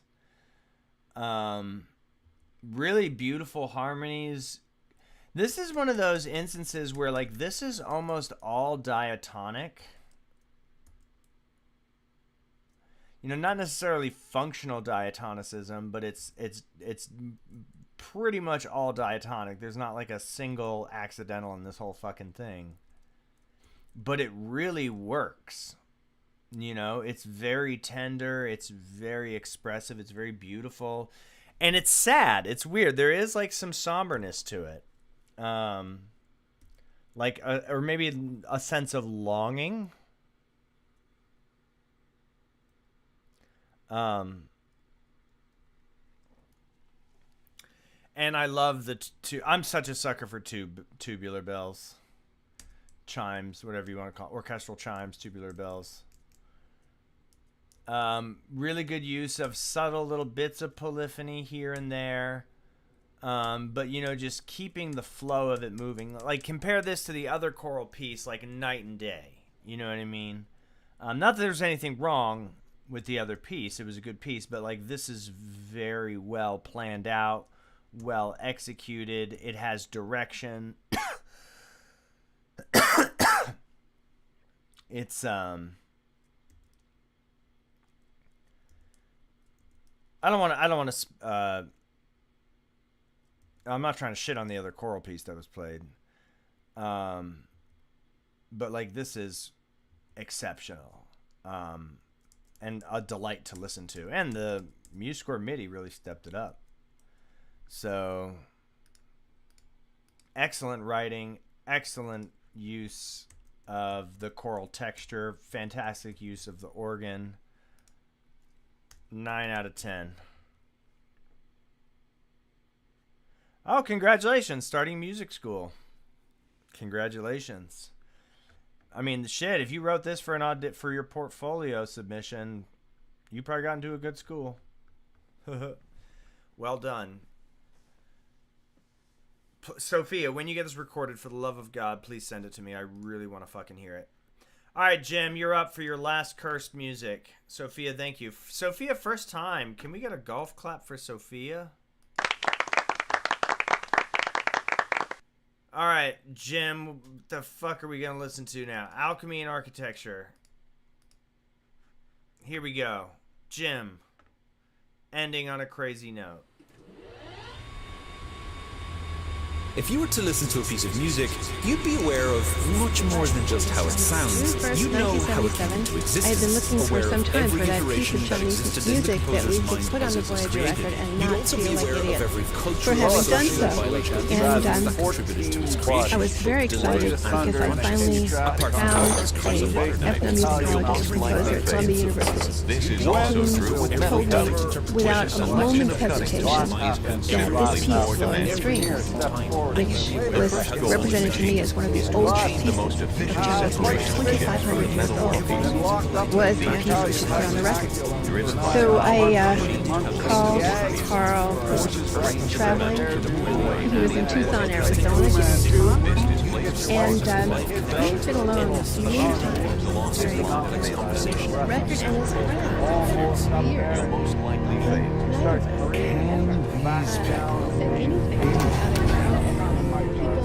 We'd had these wonderful, soaring conversations. Struggle all the time, and I think that,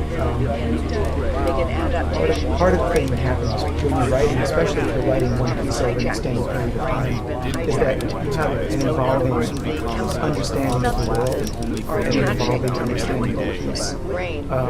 So if you're trying to be truthful, you can't start out with one idea. I think that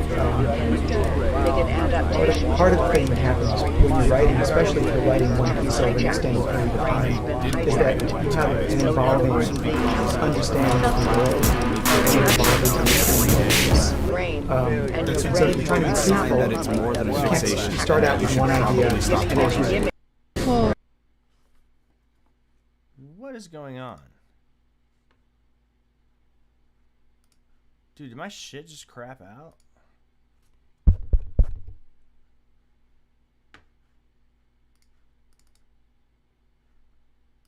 Comment on is nice and simple. What the hell?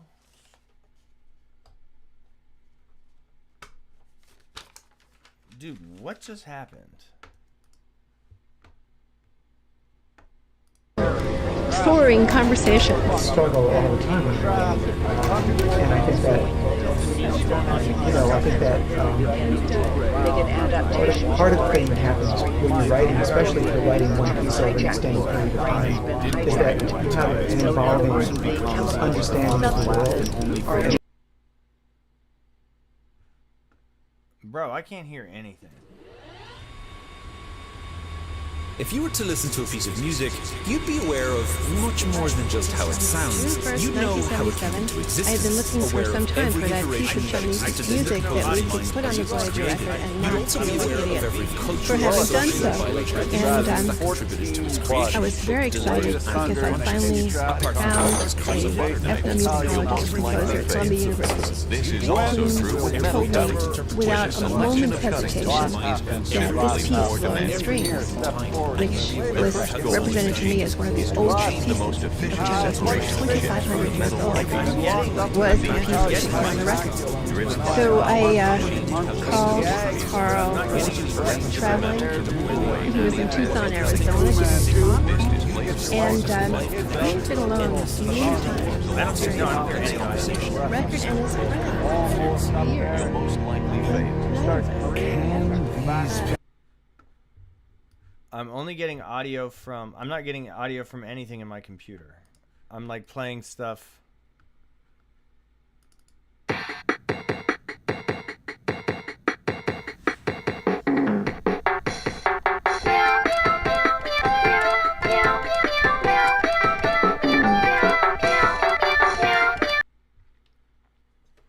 Dude, I don't even know how to fix this. This is... I gotta go into my... Hold on a second. Because if I change the settings, then OBS is going to stop receiving. Hold on, let me do this.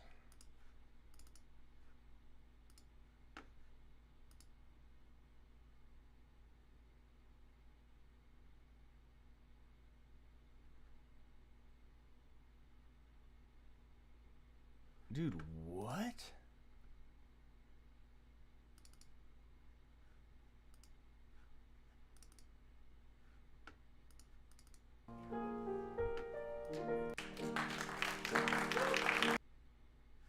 Dude, I do not understand what's going on right now.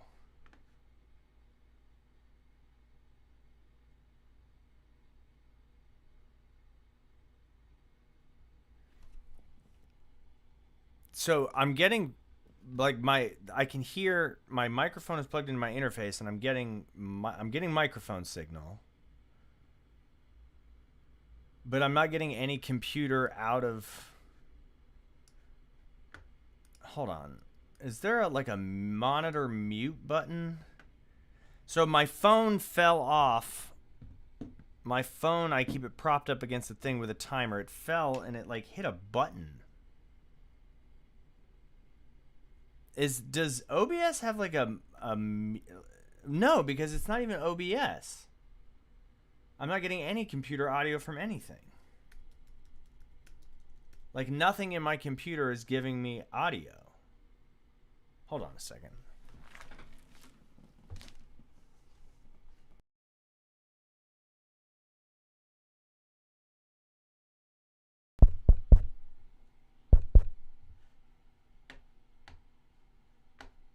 Bro, I'm too tired for this.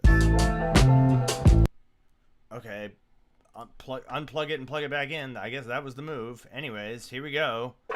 I just farted. Take two. So I called Carl, who's traveling. He was in Tucson, Arizona, and he's been alone this year. Record and his friends for years.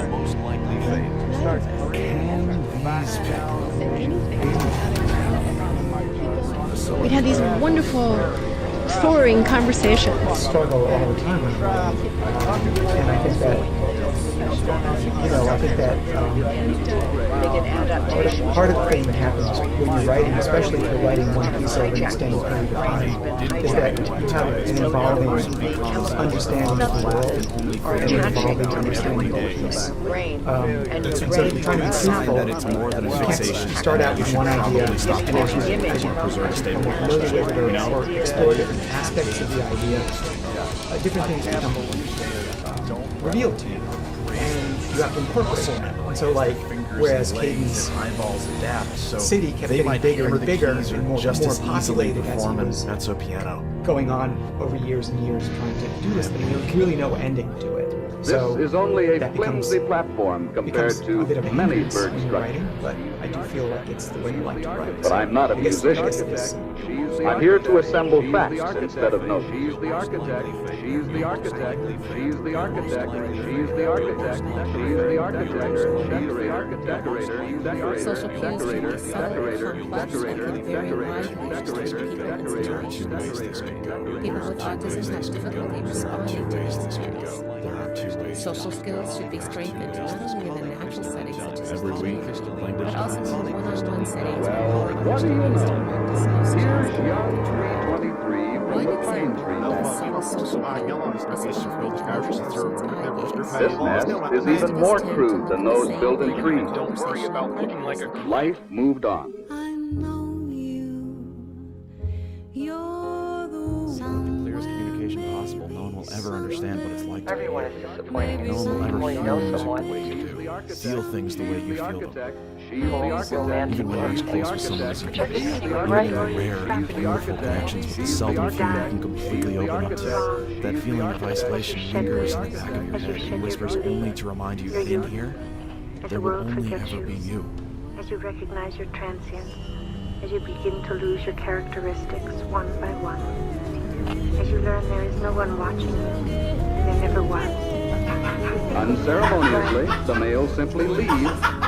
Wish you weren't so fucking awkward, bud. what happens now is that the patient who is developing Alzheimer's, the very first problem that coward, here every is creator and destroyer of civilization. now what kind of memory can the patient not depend on?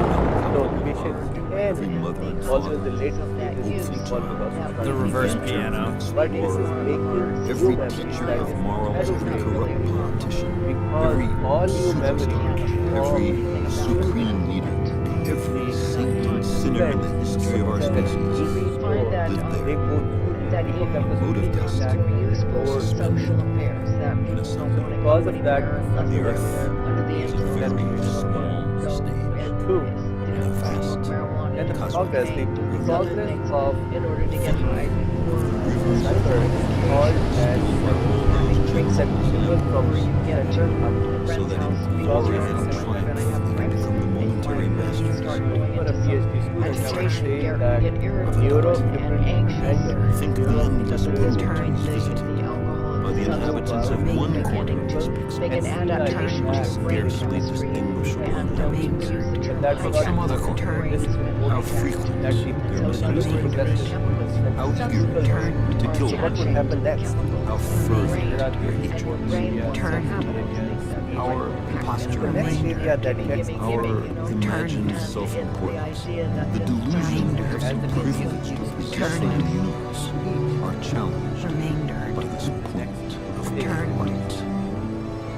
Our planet is a lonely speck in the great enveloping cosmic dark. In our obscurity, in all this vastness, there is no hint that hope will come from elsewhere to save us from ourselves.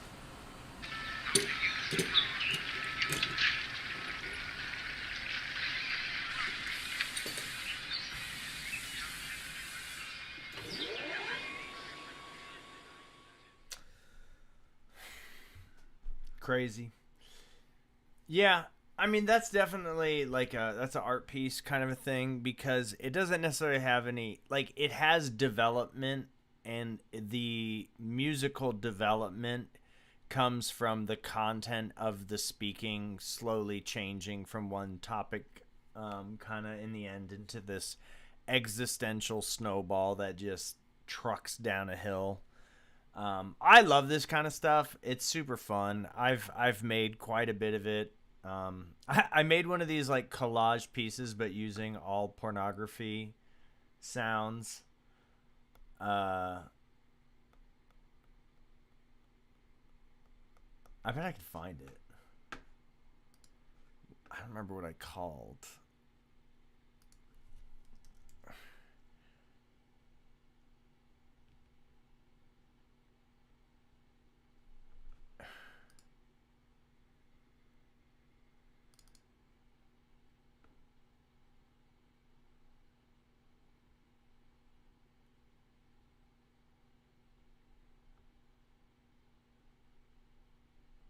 This is hilarious. So I like this kind of stuff. It's cool, you know, like it's hard to critique because, you know, this is like it's almost like a journal entry for a person, you know. I love it, and I appreciate you feeling comfortable enough to kind of share it with us.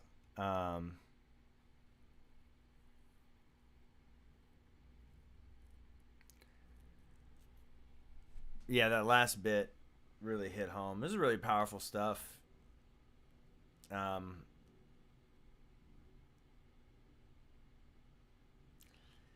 It's it's powerful, man. I really appreciate you sharing. It's a really crazy way to end one of the longest streams of my YouTube time. Now I'm sad.